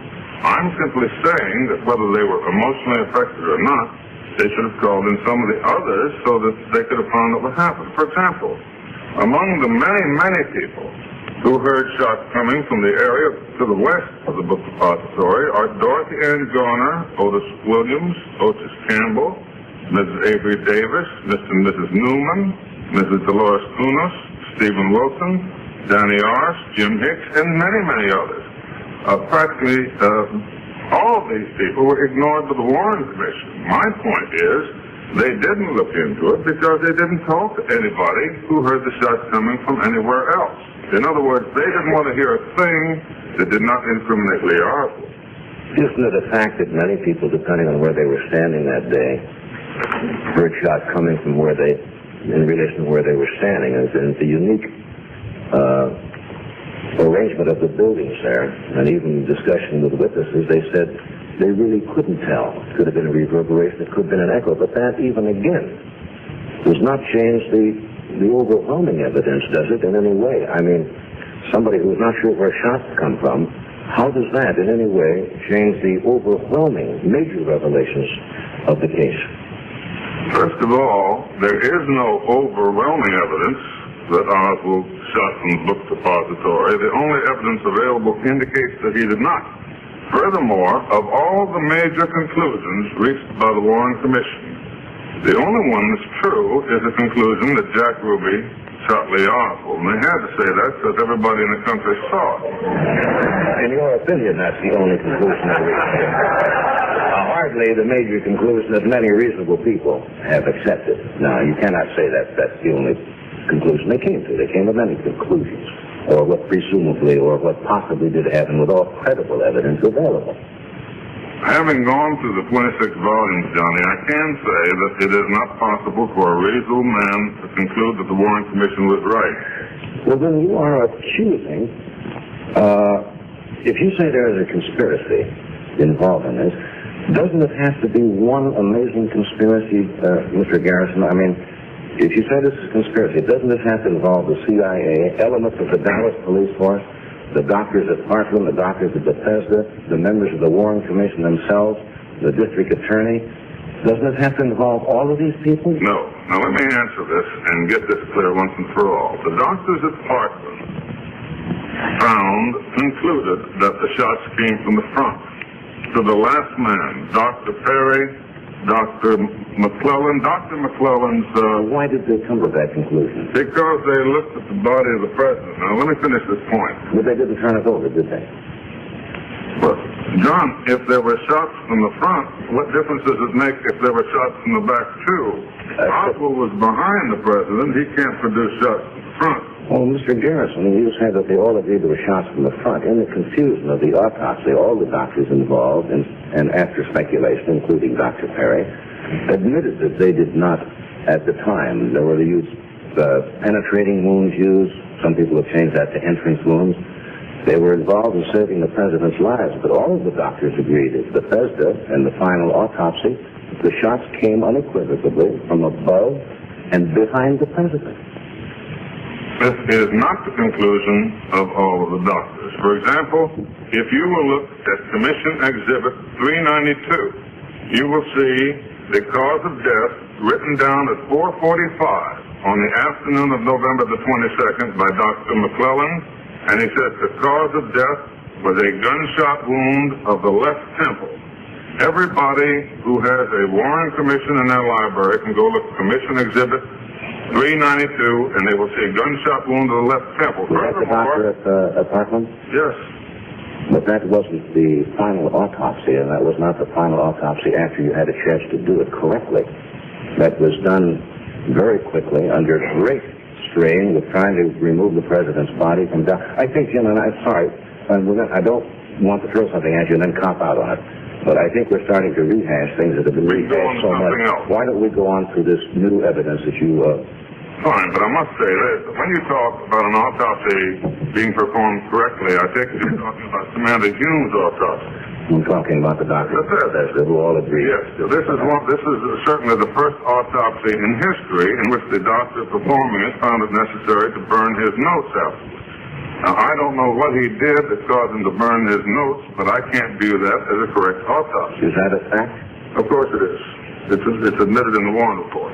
Now, let me go to something else. Let me show you, with a few examples, the technique that the federal government used to distort and conceal evidence. For example, one of the... Now, again, when you say, let me show you methods, and I hate to interrupt, but when you make a statement that let me show you methods that the federal government used to distort, that is not a fact, is it? Is this what your opinion is, or the way you think it happened? Now, you understand that I'm a human being, and it's very difficult for any human being, including a scientist, to speak with total objectivity. So, when I say, let me show you some examples of how distortion was accomplished, obviously, these are examples about how I think it was accomplished. All right. You may or may not agree. All right, that's what I wanted to make clear. All right. Now, if you look in the Warren Commission report, especially in the exhibits, you will see Julia Ann Mercer's statement. Here's an affidavit sworn to, and it's on the station that indicates the Sheriff's Department, County of Dallas. And the fact, as it's described in the Warren Commission, indicates that Julia Ann Mercer, an hour or so before the assassination, was proceeding by the grassy knoll when she was stopped by traffic. And she happened to be next to a truck. A young man was getting out with a rifle. And she was stopped where she had to look inside and see the driver. Now, the Warren Commission exhibits indicate to you that she could not see the driver clearly and that this truck had air conditioning written on the side. Actually, in spite of the fact that this young lady saw a man getting out of a grassy knoll with a rifle, she was never called to the Warren Commission. They didn't call anybody who had evidence that conflicted with Oswald as a lone assassin. May I interrupt again? Okay. In her affidavit, she says, on the driver's side of the truck, there were printed letters in black, oval shape, which said air conditioning. She said, I could not see the driver too clearly. And then it has her signature here, and then it's certified to by a notary public. When I showed this to Julianne Mercer, she stated this: the signatures on this affidavit are not mine, but are very good imitations, except that the capital A is not close. Incidentally, this is published in the Warren Commission. Record Exhibit 5323. I did not sign anything of this kind, and furthermore, there was no woman present at any time when I was questioned. It is not true that the truck had air conditioning printed on the side. I repeatedly stated that there was no printing on the side. I did not say that I could not see the driver too clearly. The fact is that I looked right in his face, and he looked at me twice. This is why I was able to recognize him when I later saw him shoot Oswald on television. In other words, she was stating immediately that she recognized the driver of the truck from which the man got out with a rifle as Jack Ruby. As a matter of fact, she stated in her signatures right here that within 24 hours after the assassination, the Federal Bureau of Investigation was showing her pictures, which included Jack Ruby, and they omitted this from her printed statement. Here's the FBI statement. On the driver's door, the words air conditioning were printed in black letters. And then it goes on to state that she saw the driver, but it doesn't give his name. In the separate FBI report, it said she could not identify Jack Ruby's picture. Her answer is this: 4 pictures were selected by me as the driver of the truck. One of them was Jack Ruby. I remember seeing his name on the back of the picture when they turned it over. I again recognized Jack Ruby when I saw him shoot Oswald, and I said to my family, who were watching TV with me, that was the man I saw in the truck. And she also wrote here, it was November 23rd, the day before Ruby shot Oswald, when I picked out the picture of Jack Ruby. In other words, she was shown Jack Ruby's picture with his name on the back within 24 hours after the assassination, more than 24 hours before Oswald was shot, and there's not a hint of this in the 26th volume. This is her Mrs. Mercer's statement? Yes. But it is not. The writing is a true statement. The printing is a false statement. Are you saying by that somebody changed that testimony? Of course. As a matter of fact, what possible reason would they change it? well, I think you'd have to talk to the sheriff's office, Johnny, and also to the FBI. The young lady told me, and I have her signature here, that she never said this. Wasn't that in June at that time? This is the same Mercer, I assume, that Mark Lane also interrogated to put his gunman on the grassy knoll. No, Is it not? no, I don't think anybody talked to Julia Mercer because she was threatened and left very early. Well, in the... I think you're thinking of someone else. I think you... No, didn't Mark Lane talk to Mrs. Mercer about an air conditioning truck in which he said at first her statement was he took a toolbox out and then later it became a gun case? And according to testimony that I've read, the Warren Commission later checked and found that the air conditioning truck belonged to a firm that was doing work on a building nearby.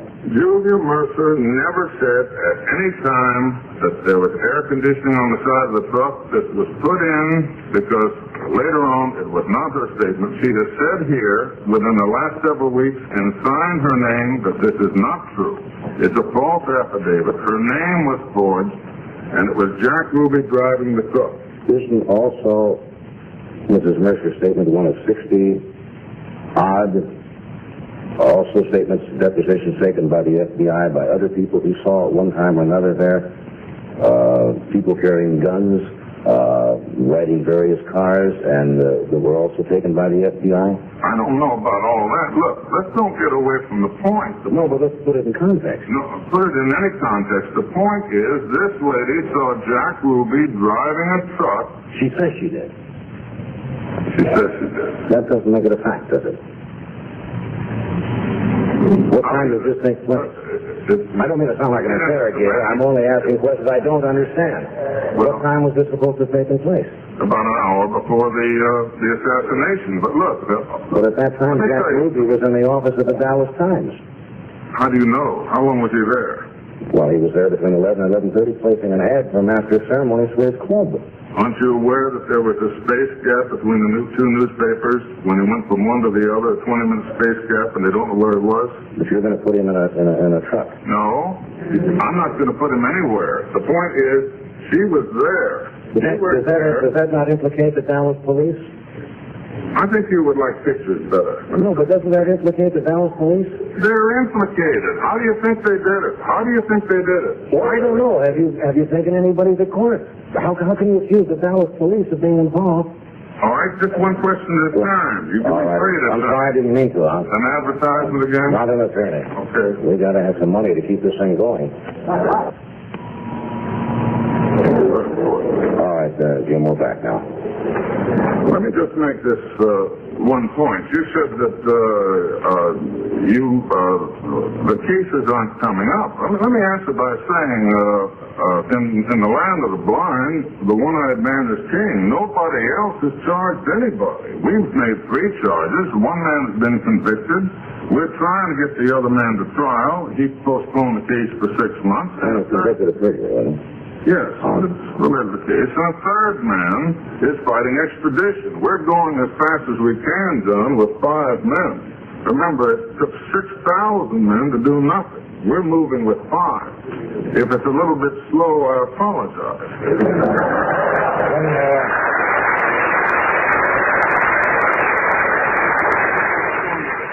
You mentioned at the end of your Playboy article in relation to that, if it takes me 30 years, I'm going to bring these men to justice. That doesn't sound like you've got a very strong case.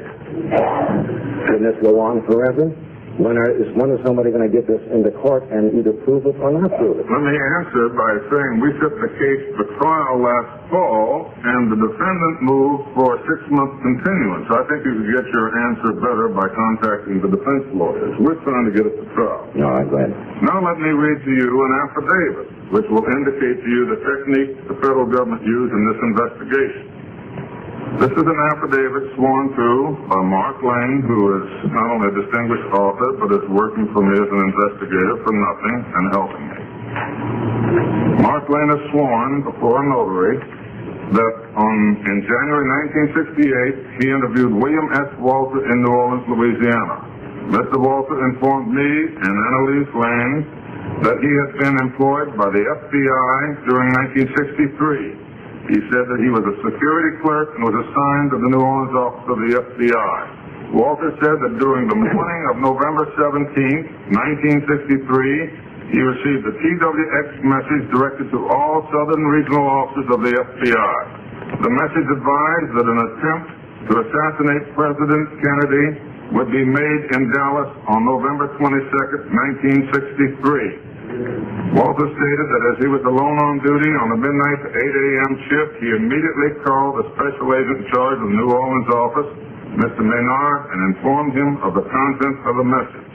He was then informed to call a number of FBI agents in New Orleans who maintained contact with various informants. Walter also told me that an FBI directive ordered the New Orleans office to direct the various agents who had conducted interviews regarding the assassination of President Kennedy to examine those interview reports to make sure that there were no conflicts contained within them.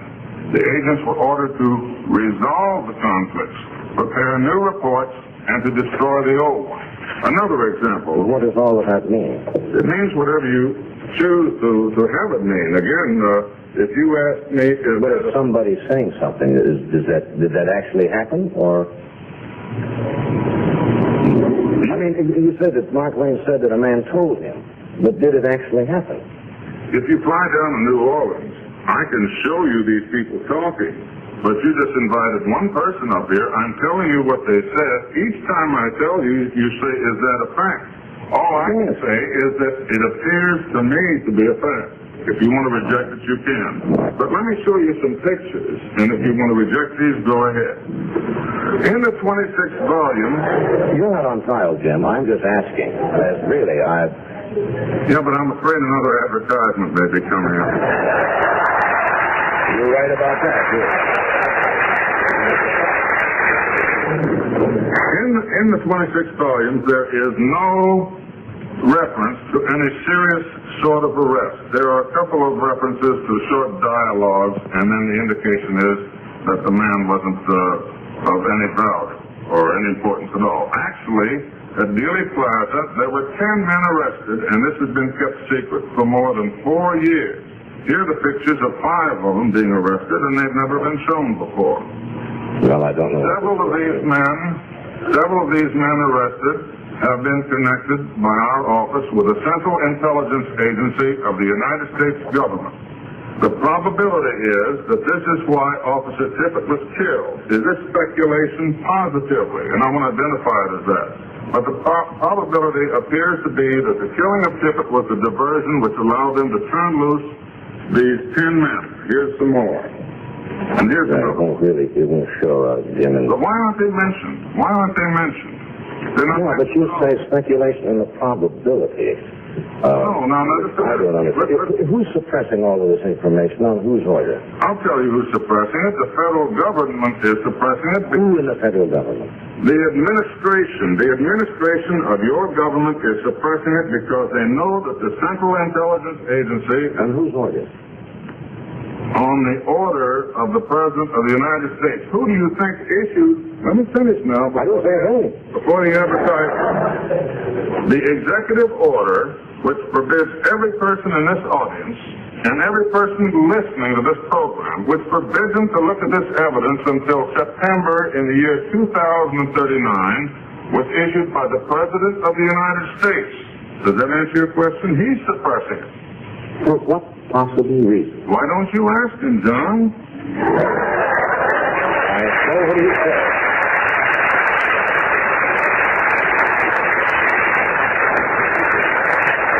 I think he would say because, first of all, Mr. Garrison has come up with no credible evidence to support any of his theories.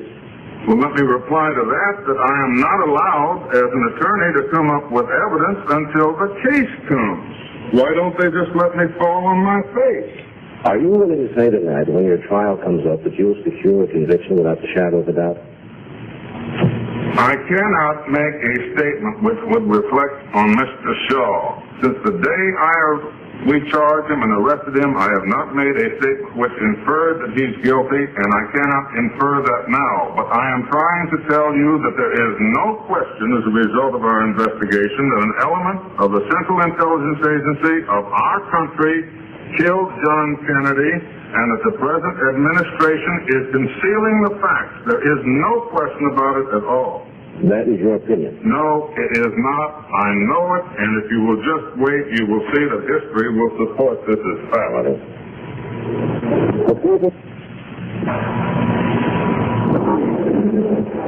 Jim, I really don't know where to go on this.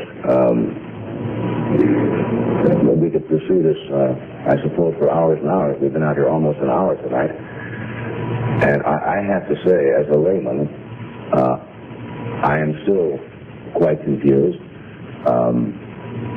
I don't understand. As you say, this will come to trial eventually, but it could be years, could it not? Not as far as we're concerned. We're pushing for trial now. There won't be any continuances asked for by my office. Could I ask you another question? The evidence against the commission, which you had nothing to do with and refute, I guess, almost in total, outside of the Ruby killed Oswald. But in lieu of that evidence, which you say, I think you said was a fairy tale, if I'm quoting you right. That's a conservative description. All right.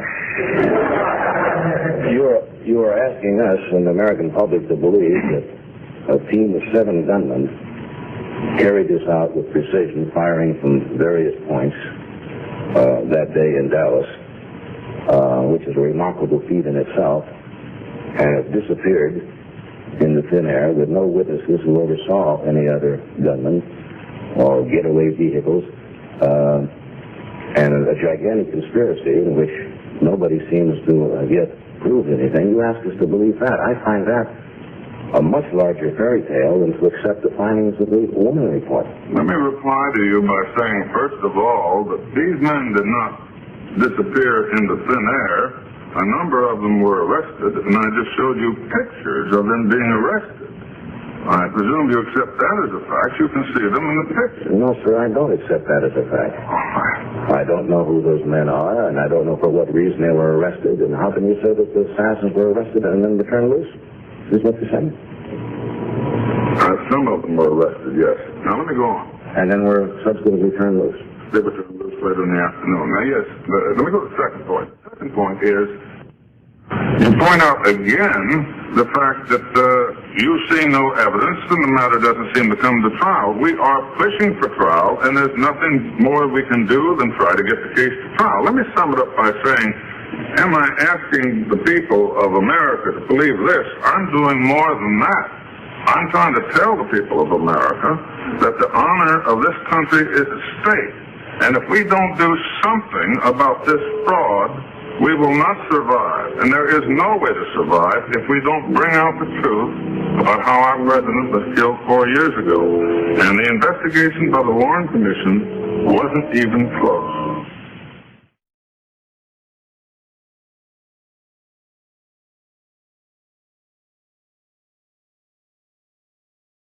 And at least two of their books have shaken badly my own comfortable feeling that the Warren Report had disposed of this sad matter. There are literally hundreds of statements of this kind that one can find now. So, with that preamble, here is Mr. Jim Garrison.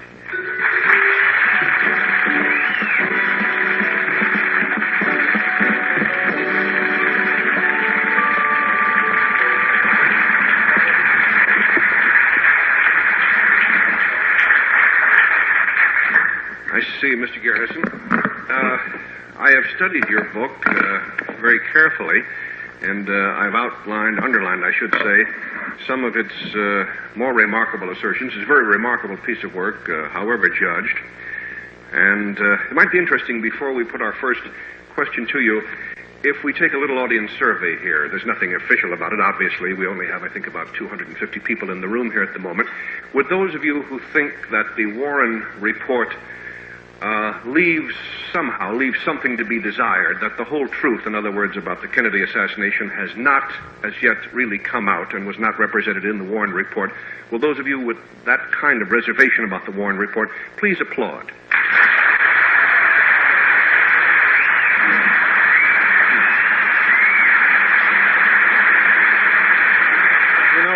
Steve? Yes. Lewis Harris is a friend of mine, although I don't want you to think he's subjective because of that. The pollster told me that approximately 91% of the American people do not believe the Warren Report, and the 9% of us who do believe in it, I'm in that group, we get together once a year and have a party. Anyway, continue. You were saying... It is interesting that almost all of our audience has some reservations. However, let's take the other side of the coin here just briefly before letting Mr. Garrison speak. Will those of you who think that the Warren Report is about as reliable as any human document can get, if you had complete faith in it, in other words, would you applaud? It's interesting. Only about 4 people in our audience. Does that somehow encourage you, Mr. Garrison, in your own theories? Well, yes, Steve, it certainly does. It confirms my belief in the common sense of the American people and their awareness that many things were hidden in the federal investigation, and particularly in the Warren Report. And of course, that is partly the subject of my book. Actually, as you know, having read it, my book has a broader topic. It really involves how we got in Vietnam, the American crisis today in Vietnam, and the relationship of John Kennedy's assassination to our involvement in the Vietnam War. How did you personally become involved in the case of the Kennedy assassination? Well, it seems like a century ago, really, but because the federal government hasn't been too cooperative, and I've been over so many hurdles in the last 3 years.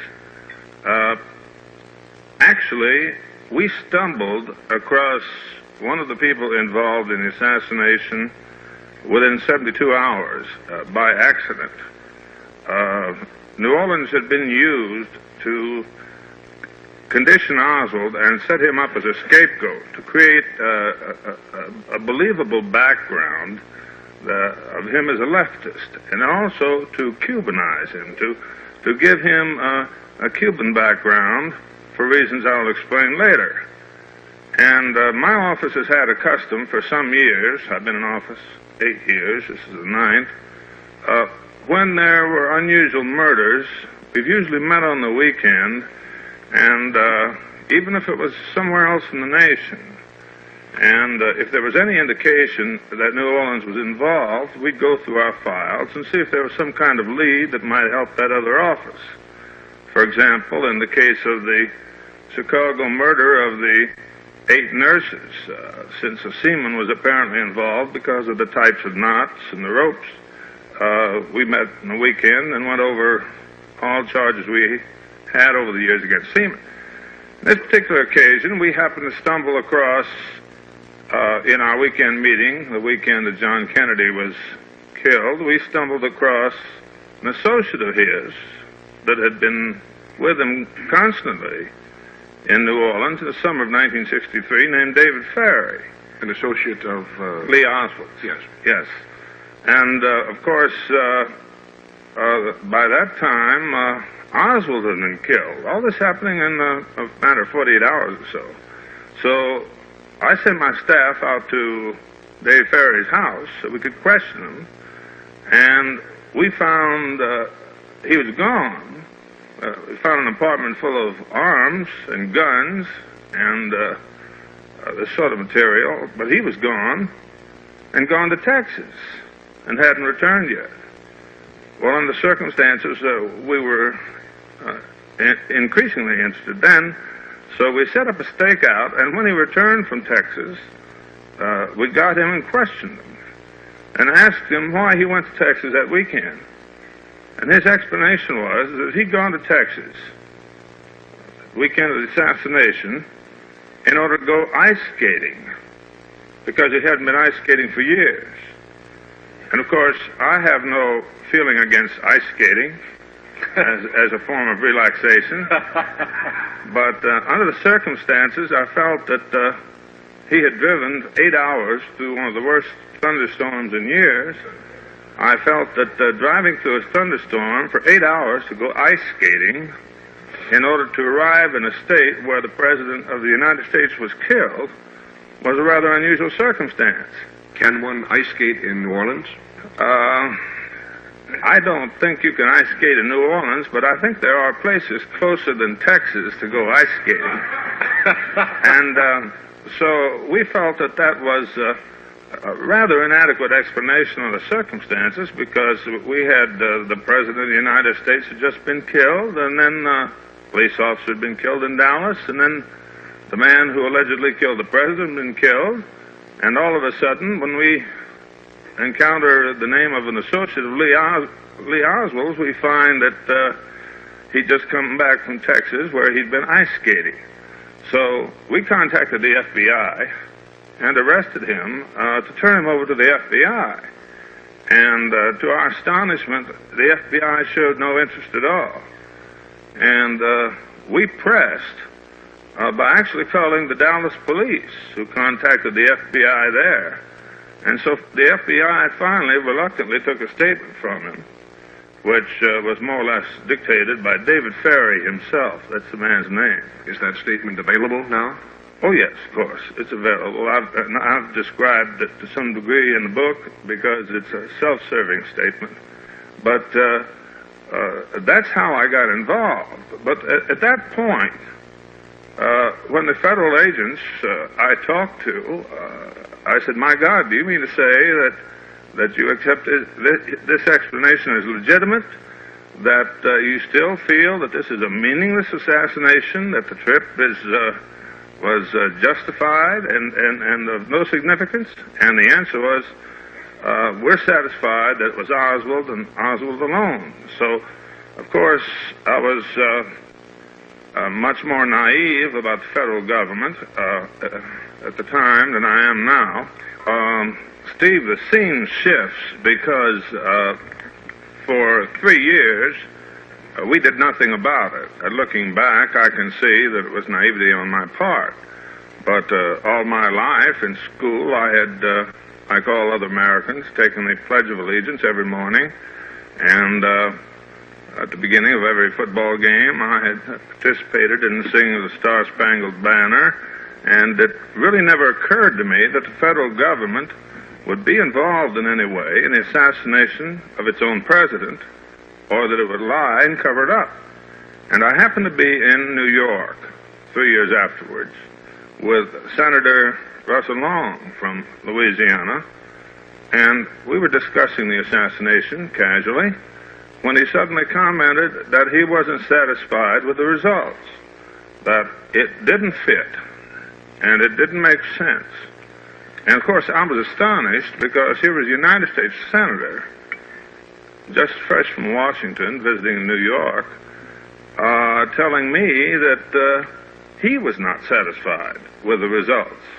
So for the first time, I began to dig into it. I went through the entire 26 volumes of the Warren Report, and which takes an awful long time. If you have the time, you might try it, but it's a physical feat more than an intellectual one, because most of it really is irrelevant and misleading.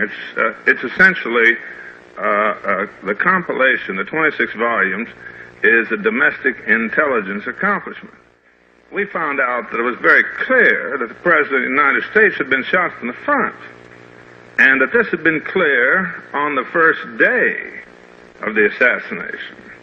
And then we found out further that the Warren Commission had failed to call the witnesses who saw most clearly what had happened, and called only those who did not know what had happened. There are many, Mr. Garrison, who feel that the president was shot from the back and from the front. Do you distinguish yourself from that group and you say he was shot solely by people in the front of his car? No, he was shot by both front and back, Steve. The doctors at Parkland Hospital, the best authorities on that question, the civilian doctors, testified and stated immediately afterwards that he had been shot both from the front and the back. The cause of death certificate, which was filed early that afternoon by Dr. John McClelland of Dallas, filed before the federal government could begin to set up its tableau, and before its domestic intelligence could confuse the picture and begin to send out material through the media to confuse you and confuse me. The cause of death was indicated as a gunshot wound of the temple. So there was no question about that. And there was no question about the fact that 3 out of 4 people in Dealey Plaza had heard most of the firing from the grassy knoll in front. This was all on the very first day. I can still remember, along with the shock of hearing the first news announcement on the radio that terrible day, that the announcement included a reference to gunfire from the grassy knoll. Whether that is the case or not, I have no way of knowing, but it was part of the initial radio report. Jim, do you think it would be appropriate here to mention Commander Hume's testimony during the trial? Well, then we jump, appropriately enough, though, it'd be about time, we jump to Bethesda Naval Hospital. The government succeeded in accomplishing what normally it would not be able to accomplish in another city. Succeeded in getting the body of the president out of Dallas without an autopsy. In other words, Air Force One, as I pointed out in the book, didn't so much take off as it made a getaway. And along with Lyndon Johnson, the new president, who had taken his oath of office as soon as possible because the country was in great danger, he thought. Of course, immediately after the oath, the danger seemed to subside. But meanwhile, the plane took off with the body of the president, and no civilian autopsy had been conducted. Then the body was placed in a controlled environment, the military hospital of Bethesda, and there the autopsy was conducted. After the autopsy, Commander Humes, who conducted the autopsy, burned his notes, which is probably the first time in history that a serious autopsy resulted in the burning of the notes.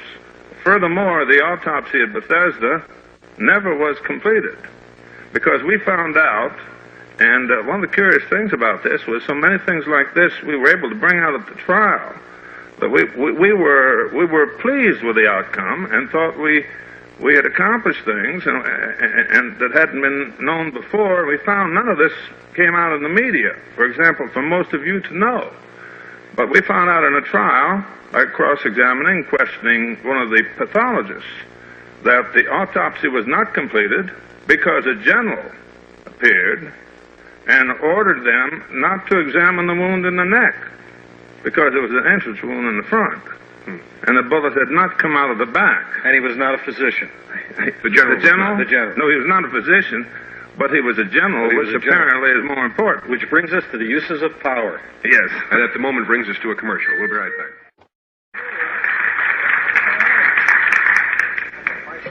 Bob, I was just noticing as I was getting set to bring you out a story from Time magazine back in 1966. I'll just quote briefly and get your comment on that to start off with. What month? November 11, 1966. For many who believe that there was a conspiracy to assassinate John Kennedy, the most mesmeric argument of all is that an extraordinary number of people involved in the case, however remotely, have since lost their lives under mysterious circumstances. As of last week, and this again was 1966, the toll had reached 14. It may now have, the number may have gone higher. Does that seem to you a fact of any significance?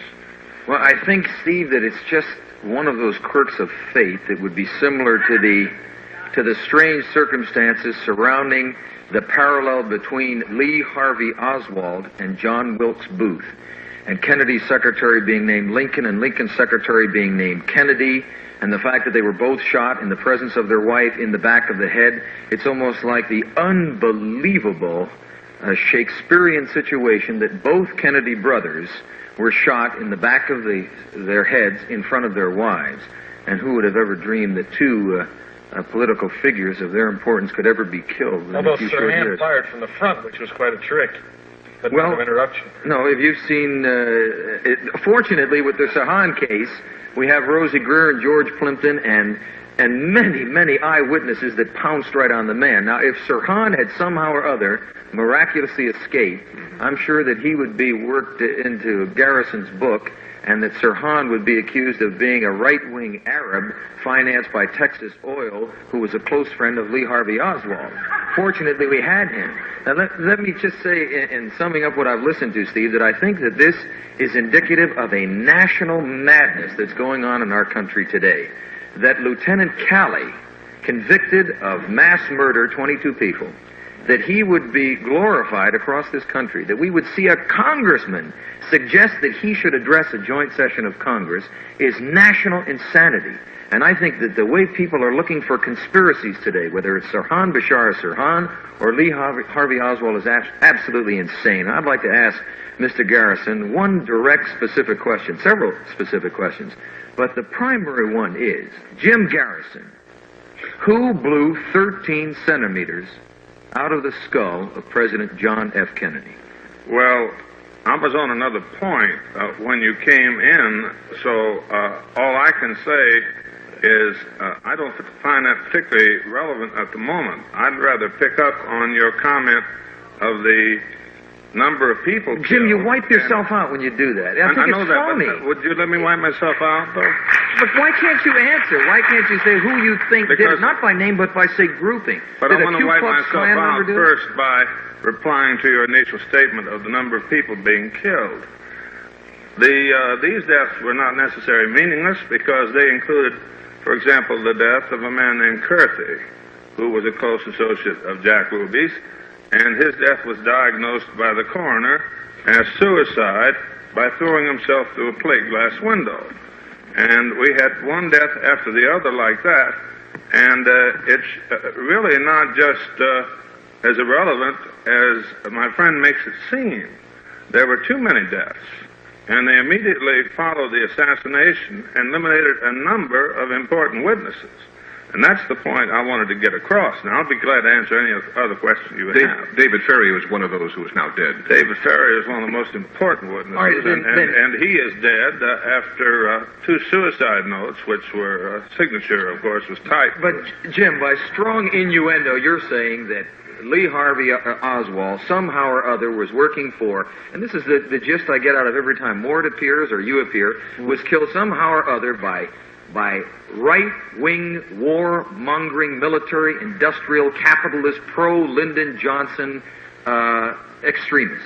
I have no idea where you reached this conclusion. Well, you say Vietnam is tied into the book. I make rather clear in the book we're talking about that Lee Harvey Oswald was a young employee of the Central Intelligence Agency.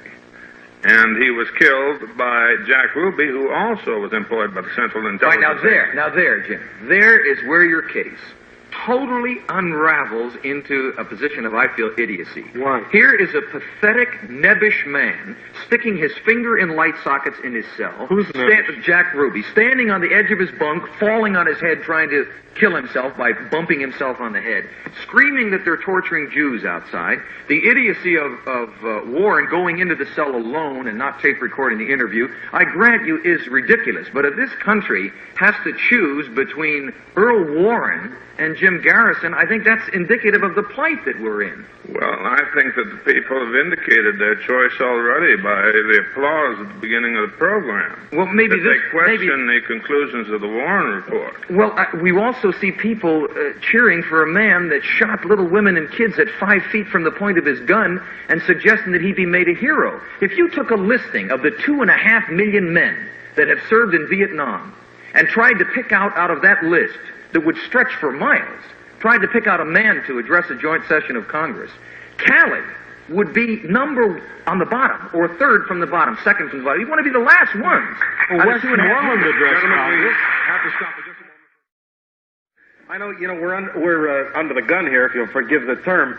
The Warren report, as much as I like it, in fact, I really like it. I've lost many girls falling asleep waiting for me to finish the Warren report.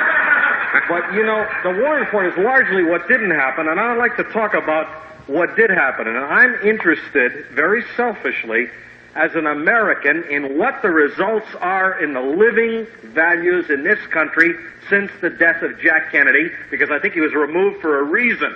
Can we discuss that? Sure. Mort, I would agree with you that President Kennedy's death was the biggest watershed in our lifetime of history. Watershed?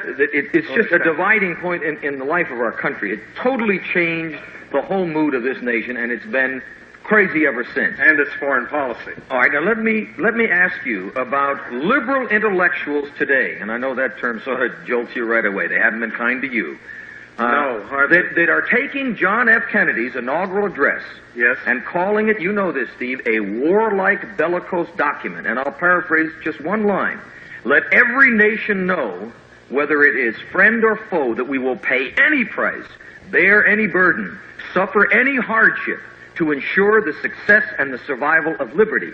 Now, they say this was a warlike document, that he knowingly... That question, Bob. Okay. Because the answer is in Heritage of Stone. That's a very common device of the Central Intelligence Agency to discredit President Kennedy so that we won't miss him as much. That's one of their... Well, but these are intellectuals. Yes. Would you document that for me? Yes, I'll read some of the later comments of President Kennedy, what he really said. Because his death is significant, not so much because... Well, he didn't say that at the inauguration? What he really said later on, in 1963. I'm trying to get to a more relevant time. You mean to Kenny O'Donnell privately in a hotel room? Well, that's one of many comments by 1963. Things had changed since the inauguration.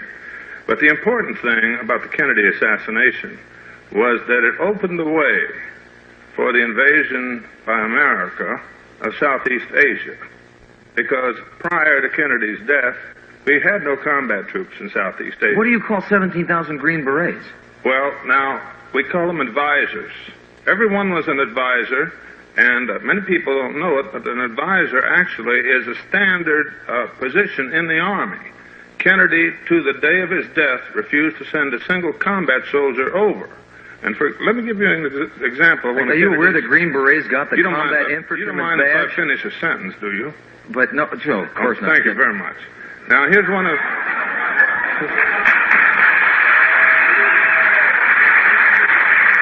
Here's a comment by John Kennedy in late 1963 about the insistence of the military in sending more troops into South Vietnam. They want a force of American troops, he told me early in November. This is Schlesinger.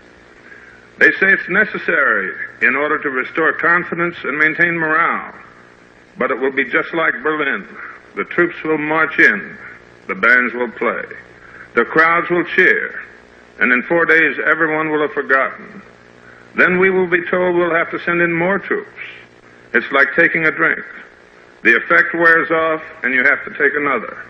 The war in Vietnam, he added, could be won only so long as it was their war.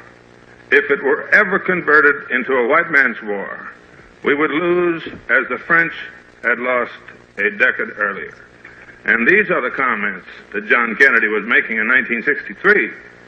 And I'm not talking about his inauguration comments, but 1963. All right. And as a result, a tremendous rift developed between the Joint Chiefs of Staff and the CIA on one hand, and John Kennedy on the other, because up to the day of his death, he refused to send a single combat soldier into Vietnam. However, after his death, more than 500,000 combat soldiers were sent into Vietnam. Now, that's the significance of John Kennedy's death. Not that it was a watershed, but it opened the way to send 500,000 American troops into Southeast Asia. All right, now, Jim, your sincerity in this is obvious, and God knows so is Mort's. He's hurt himself financially as much as any performer because of what I always felt was grievously feeling the death of John Kennedy as though he'd lost a literal brother. Lost the country. And I don't question the sincerity either of you. What I do question is this attempt to lay the blame at the feet of the very men who have been bloodied and died in, granted, a political war. Now, John F. Kennedy, before his election, and he was only president for 2 years and 10 months, made the case of the missile gap. It turned out to be a fiction. But by appointing Robert McNamara and taking his advice from Schlesinger and Galbraith and Sorensen and Rostow and McGeorge Bundy, he brought us closer to the point of nuclear warfare than any president maybe ever will. On October 22nd, 62, a ship coincidentally named after his brother, there's more of that fate, the Joseph P. Kennedy, challenged the Russian ship on the high seas. And I was sitting right over here on a stage at Paramount when Kennedy told us that we're going to go to nuclear war if they don't turn those missiles around. Just the year before that, wait a minute, Mort, the year before that, Kennedy, on his order, sent in our UDT men, sent in 1,250 Cubans in our uniforms with our guns and our lining boats, and then denied them air cover, put them on the beach, ransomed them out, stood in the arena in Miami and said, I hold the flag of the 2506 Brigade, and it will fly again over a free Cuba. He was dedicated to containing communism, but the mistake Kennedy made was through Maxwell Taylor, he built up limited warfare. He created air commando units in the Air Force. I visited them. He, to this day, has assigned the John F. Kennedy Special Warfare Center at Fort Bragg. He brought the Green Berets back into existence from the small That's Devil's profanity Brigade. to put his name on arms. He didn't put his name But there. he recreated the Green Berets. He created that? He brought them back into Now, I existence. want to give you a figure, Bob, that's going to shake you up.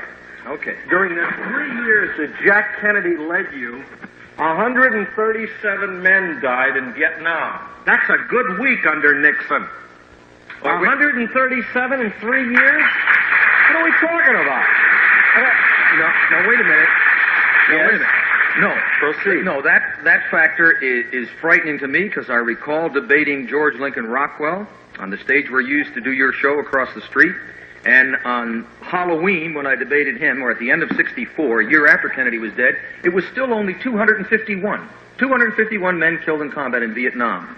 But the liberal advisors, the McNamaras, heading the World Bank now, the McGeorge Bundys, the Clark Cliffords, they were the ones that recommended to his successor that we bomb the North, that we put in ground troops, and I agree with you that it was madness to put non-volunteer kids drafted kids into an undeclared war when a liberal media is saying it's immoral. No, the when Sandra Van president- Oker saying it's better to run away to Sweden. That's not The president did not go along. That's not why, correct.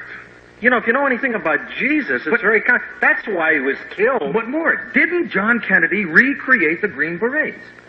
No, but just a minute. Didn't he To create fight on the side, not on that side, on the other side. to fight for the Viet Cong? No, it's Cesar Chavez, not what the... Oh, man. Wait a minute, John You Kennedy gotta- created the Green Berets to fight in our vineyards. No, he to created... help the people free themselves. More, he sent Green Berets to every country He in South also America. created the Alliance for Progress. And the Peace Corps. We'll return to the wars in just a moment.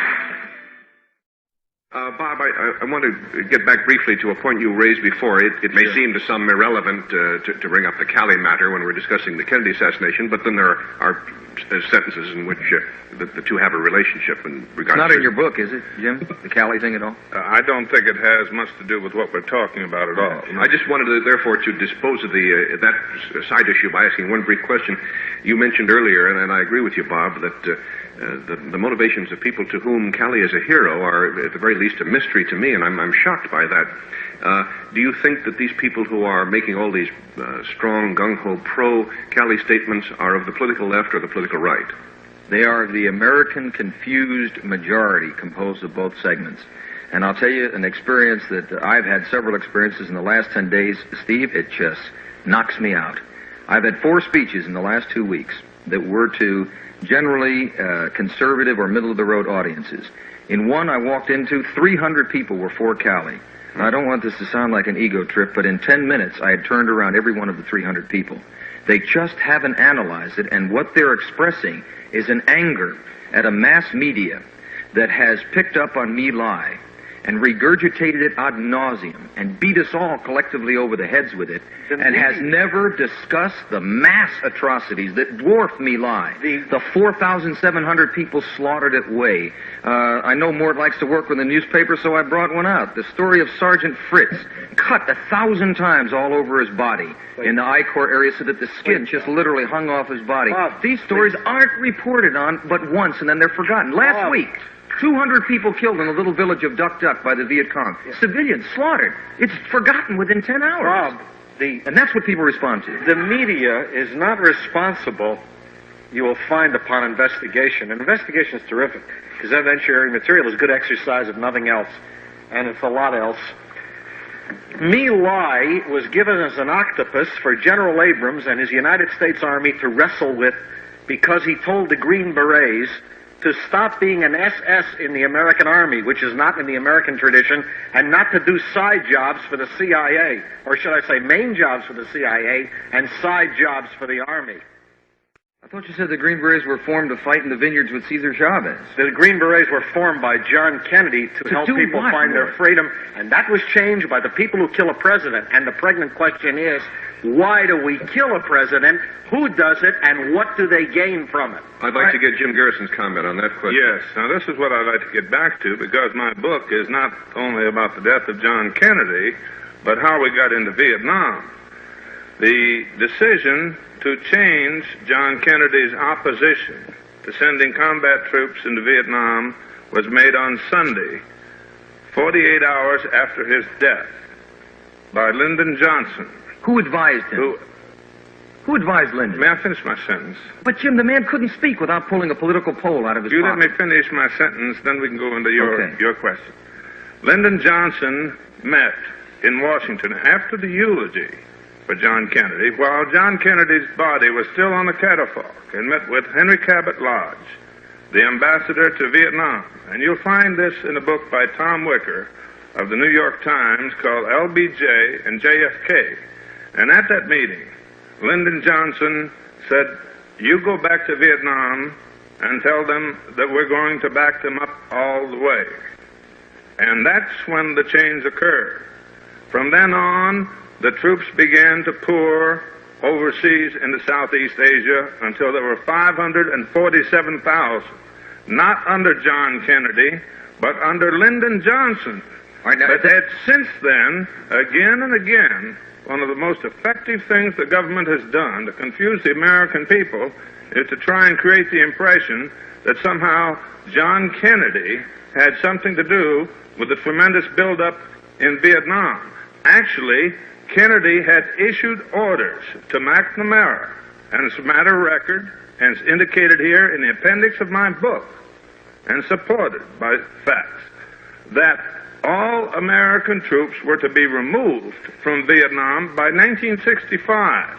And in order to leave no doubt about that, he ordered McNamara to make that statement from the steps of the White House. And Schlesinger adds that he was sitting there at the time, that as McNamara went out to meet the press with Maxwell Taylor to tell them that we were going to have all troops out of Vietnam by 1965, John Kennedy hollered, and tell them that means the helicopters and the helicopter pilots too, because he was bringing the troops back from Southeast Asia and withdrawing. It was by killing him that the way was opened by the military to get into Vietnam and Southeast Asia. Jim, your sentences are so long. It's like Victor Hugo writing 8 pages without a period. Have you read my book? No, and I promise I will, Jim. Well, that's but, not... But, Jim, let me tell you something. You're telling the American public that within 48 hours, Lyndon Johnson, who inherited Kennedy's entire staff, the Kennedy clique that loved him, Kenny O'Donnell, he kept Pierre Salinger till Salinger asked out, McBundy, Rostow, McNamara, all of these guys became suddenly turned on Kennedy, became hawks overnight. Precisely. And today McNamara quietly sits skiing at Aspen in his beautiful lodge that hangs off a cliff at Snowmass with men that he sent into combat, rotting in prison camps into their 6th and 7th and 8th years, and will not answer you when you say that, like some sort of traitorous fink, he turned on his friend before he was cold in the grave and started madly sending troops into Vietnam because the right wing that hates Kennedy's McNamara's guts wanted troops in there for oil reasons. Just a minute. It's just a minute. I'm talking about facts. No, you're not, Jim. You're talking about incredible speculation. I know it disturbs you. There's not one historian of credential that will back up one thing you've just said. Well, I just gave you... I don't think he will. I wish we could get that. I just gave you the name of one of the experts in foreign affairs in the United States who makes the point about when this decision was made by Lyndon Johnson within 48 hours after the assassination. Tom Wicker of the New York Times tells about the meeting. And at that in the old Senate office building. At that time, 8 years ago, Tom was about 26 years old. Now, look, Jim, honestly, if you believe this, why didn't McNamara bomb the MiG bases? And then when he finally did, why did he let the MiGs fly to China? Why didn't he blockade Haiphong? Why didn't he hit the goods 40 feet high on the docks? Stop with the tactical Why did we fight a no-win war? Why are you surprised, Robert K. Dornan, that men defer to power? Why are you surprised that they defer to power? Obviously, this power corrupted Johnson and the rest. But I don't think that they deliberately sent American kids to die because of some conspiracy. The best thing to sum it up... How did they get over that? Listen, as human as it comes.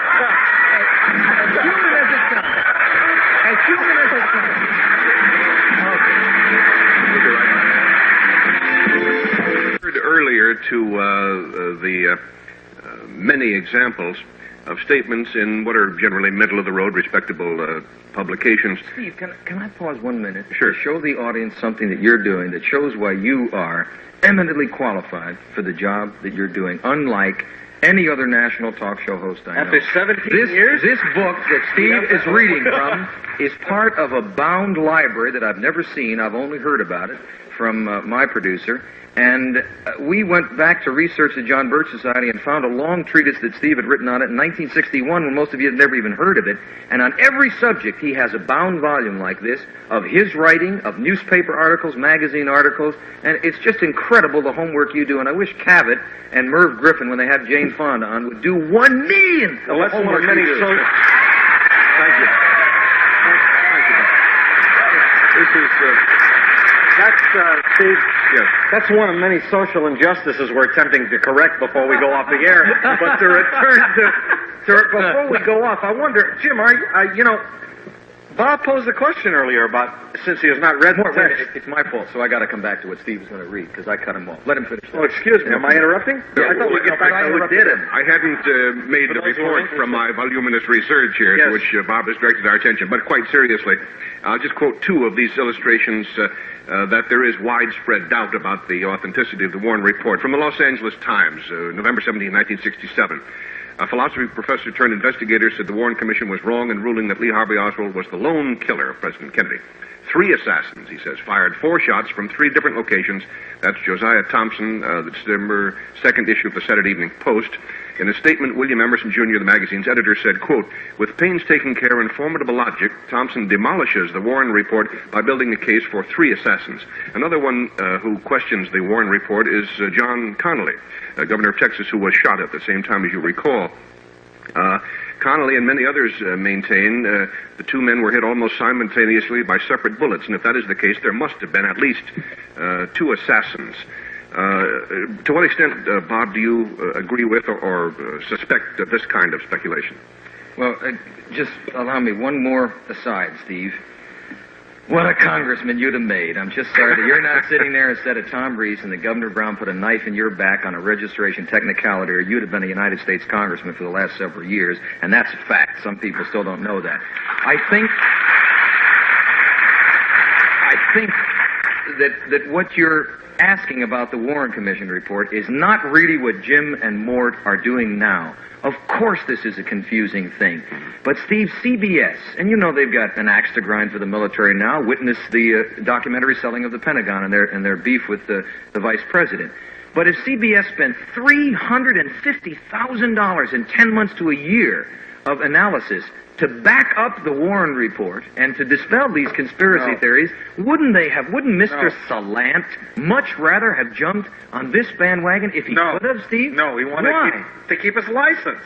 Everybody knows that. Kids in the street know that. Well, then how could they make the selling of the Pentagon and take on the whole administration the way they're doing? That's easy. That's like coming out and taking an Indian to lunch. Come on. That's... Well, wait, let me ask Jim then. I'll phrase my question differently, Jim, and maybe I'll get an answer. Don't phrase it differently. Did the Leave it like it CIA kill President John Kennedy? Direct question. Well, of course. You heard it, folks. Well, of course. Now, Mort, did the CIA kill For the President Pentagon. John F. Kennedy? For the Pentagon. Here we come back to these poor guys that are dying in the field, the Pentagon, who are not the authors of our military policy. They are the instrument. The poor guys. Now, wait a minute. But their advice... Wait a minute. Their advice... Let me make a point of logic to you gentlemen and to the audience. Here, and I've been to Vietnam 5 times now, and I spent 4 hours with 3 ladies that are in the audience right here with Creighton Abrams alone, just the 5 of us. And I can tell you, when he responded to this question, I knew what the answer would be. When the military was asked what they would do about Vietnam, they generally followed the advice of General Douglas MacArthur. No ground troops on the landmass of Asia.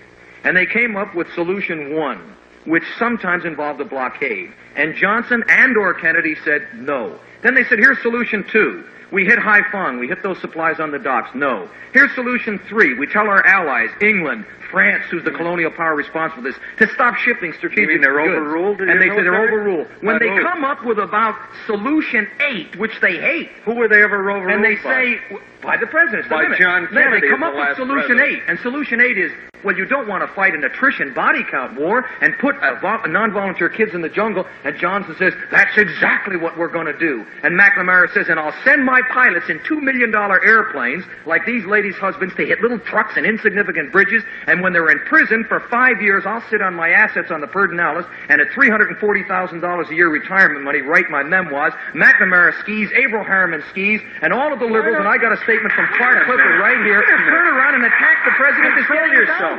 Control yourself. You don't even have a chance to vote against Johnson. It's ridiculous. I'm afraid Jim's going to start one of those. Why don't you ever mention General Wheeler, who served 8 years of a term limited by law to 2? That's wrong, Mort. I agree with that. It's wrong. But the men that would take their jobs, every one of them I've spoken to says, why do we get blamed for this stupid, bloody war when they wouldn't take any one of 7 solutions we offered? They saddled us with number 8, then they let us rot in Hanoi cells or cages in the South or pits in I'm not talking about reserve lieutenant commanders. commanders. I'm talking about the Joint Chiefs, Richard Helms. I don't know one What are Joint you talking Chiefs of about? Staff that ever recommended a jungle attrition body count war. Well, man, they don't wear uniforms, you know. Mort, they all to a man recommended blockading Haiphong. Could we get into the question? They recommended invading China to President Kennedy. No, they didn't. They didn't. Could we Mr. get into Garrison the has a question statement. of who sent the troops into Vietnam once again? The CIA. Quickly, yes. All right. Here's some quotations from John Kennedy, very quickly. Quote, "How can we justify fighting a war with American troops in Southeast Asia, which is 9,000 miles away, when we can't justify it in Cuba, which is only 90 miles away?" This is a comment made to Roger Hilsman, his military advisor, shortly before his death. Now, this is typical of John Kennedy's position in 1963. No combat troops to Vietnam. But after his death, within 48 hours, his position was reversed 180 degrees, and more than 500,000 American soldiers were sent to Vietnam. We must, I'm sorry to say now, stop for another commercial. Unfortunately, all we have time to do now, it really is unfortunate because of the many issues which have been raised and unresolved, and of course, this is typical of the situation since 1963. 1,001 questions raised, very few of them resolved to everyone's satisfaction. Perhaps nothing whatever is resolved to everyone's satisfaction except the tragic fact of the loss of a fine president. Some of the answers, depending on your own personal biases, might be found, again, in Mr. Garrison's book, A Heritage of Stone. There is, of course, a wealth of evidence. Bob Dornan mentioned my own files on this case. You can accumulate your own from the same sources, I'm sure. Perhaps you gentlemen will rejoin us on some other occasion and take up this debate at greater length. Thank you, Mr. Garrison. Thank you, Mort Saul. Thank you, Bob Dornan. Save America!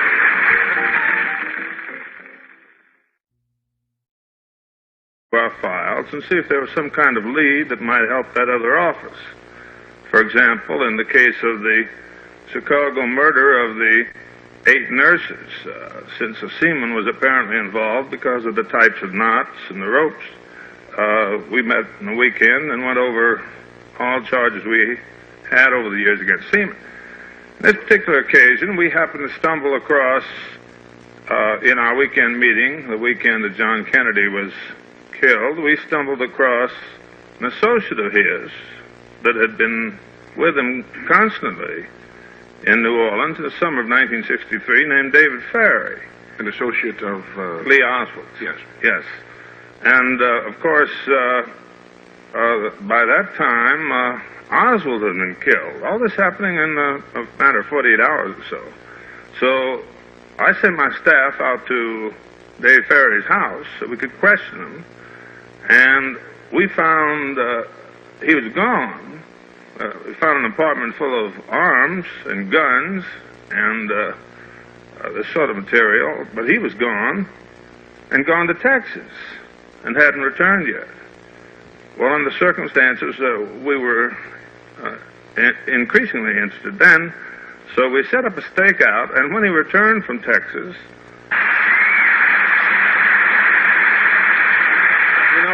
Steve, Lewis Harris is a friend of mine, although I don't want you to think he's subjective because of that.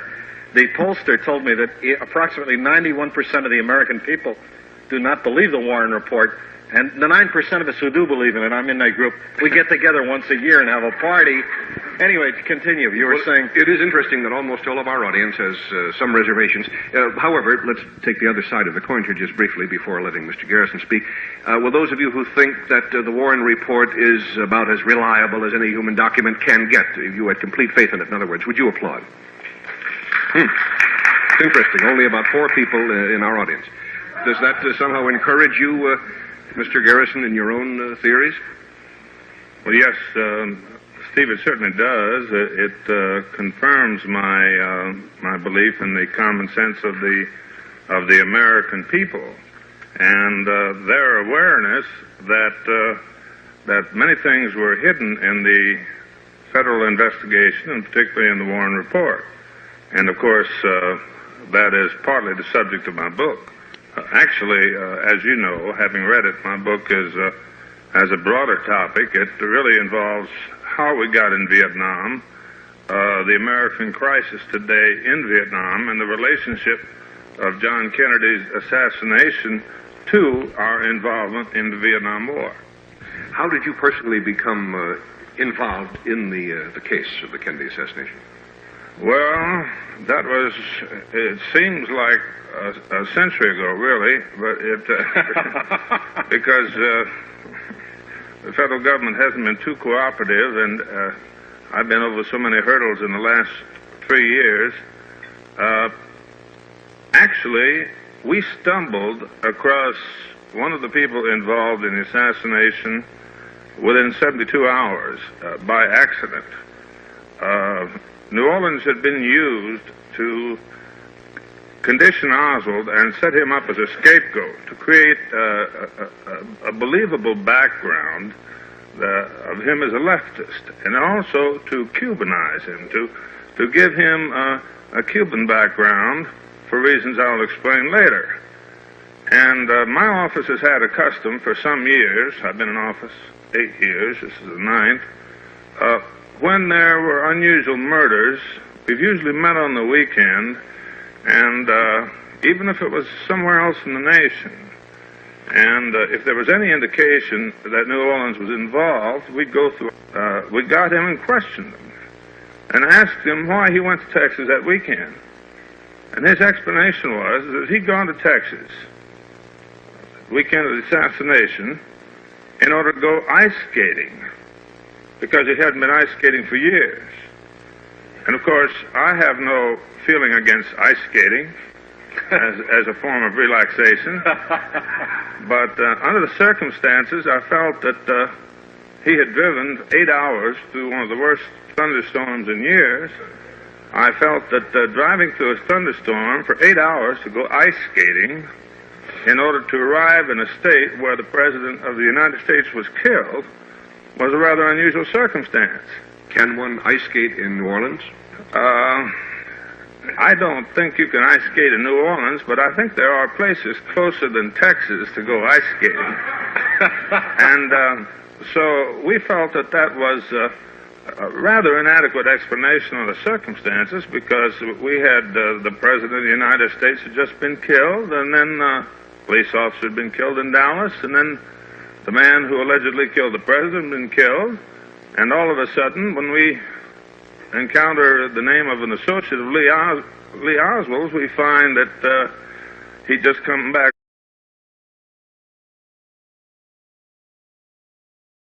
And at least 2 of their books have shaken badly my own comfortable feeling that the Warren Report had disposed of this sad matter. There are literally hundreds of statements of this kind that one can find now. So, with that preamble, here is Mr. Jim Garrison.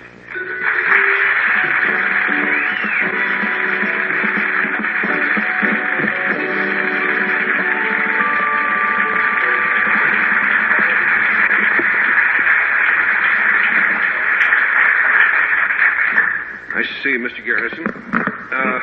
I have studied your book very carefully, and I've underlined, I should say, some of its more remarkable assertions. It's a very remarkable piece of work, however judged. And it might be interesting, before we put our first question to you, if we take a little audience survey here. There's nothing official about it, obviously. We only have, I think, about 250 people in the room here at the moment. Would those of you who think that the Warren Report leaves something to be desired, that the whole truth, in other words, about the Kennedy assassination has not as yet really come out and was not represented in the Warren Report, will those of you with that kind of reservation about the Warren Report please applaud?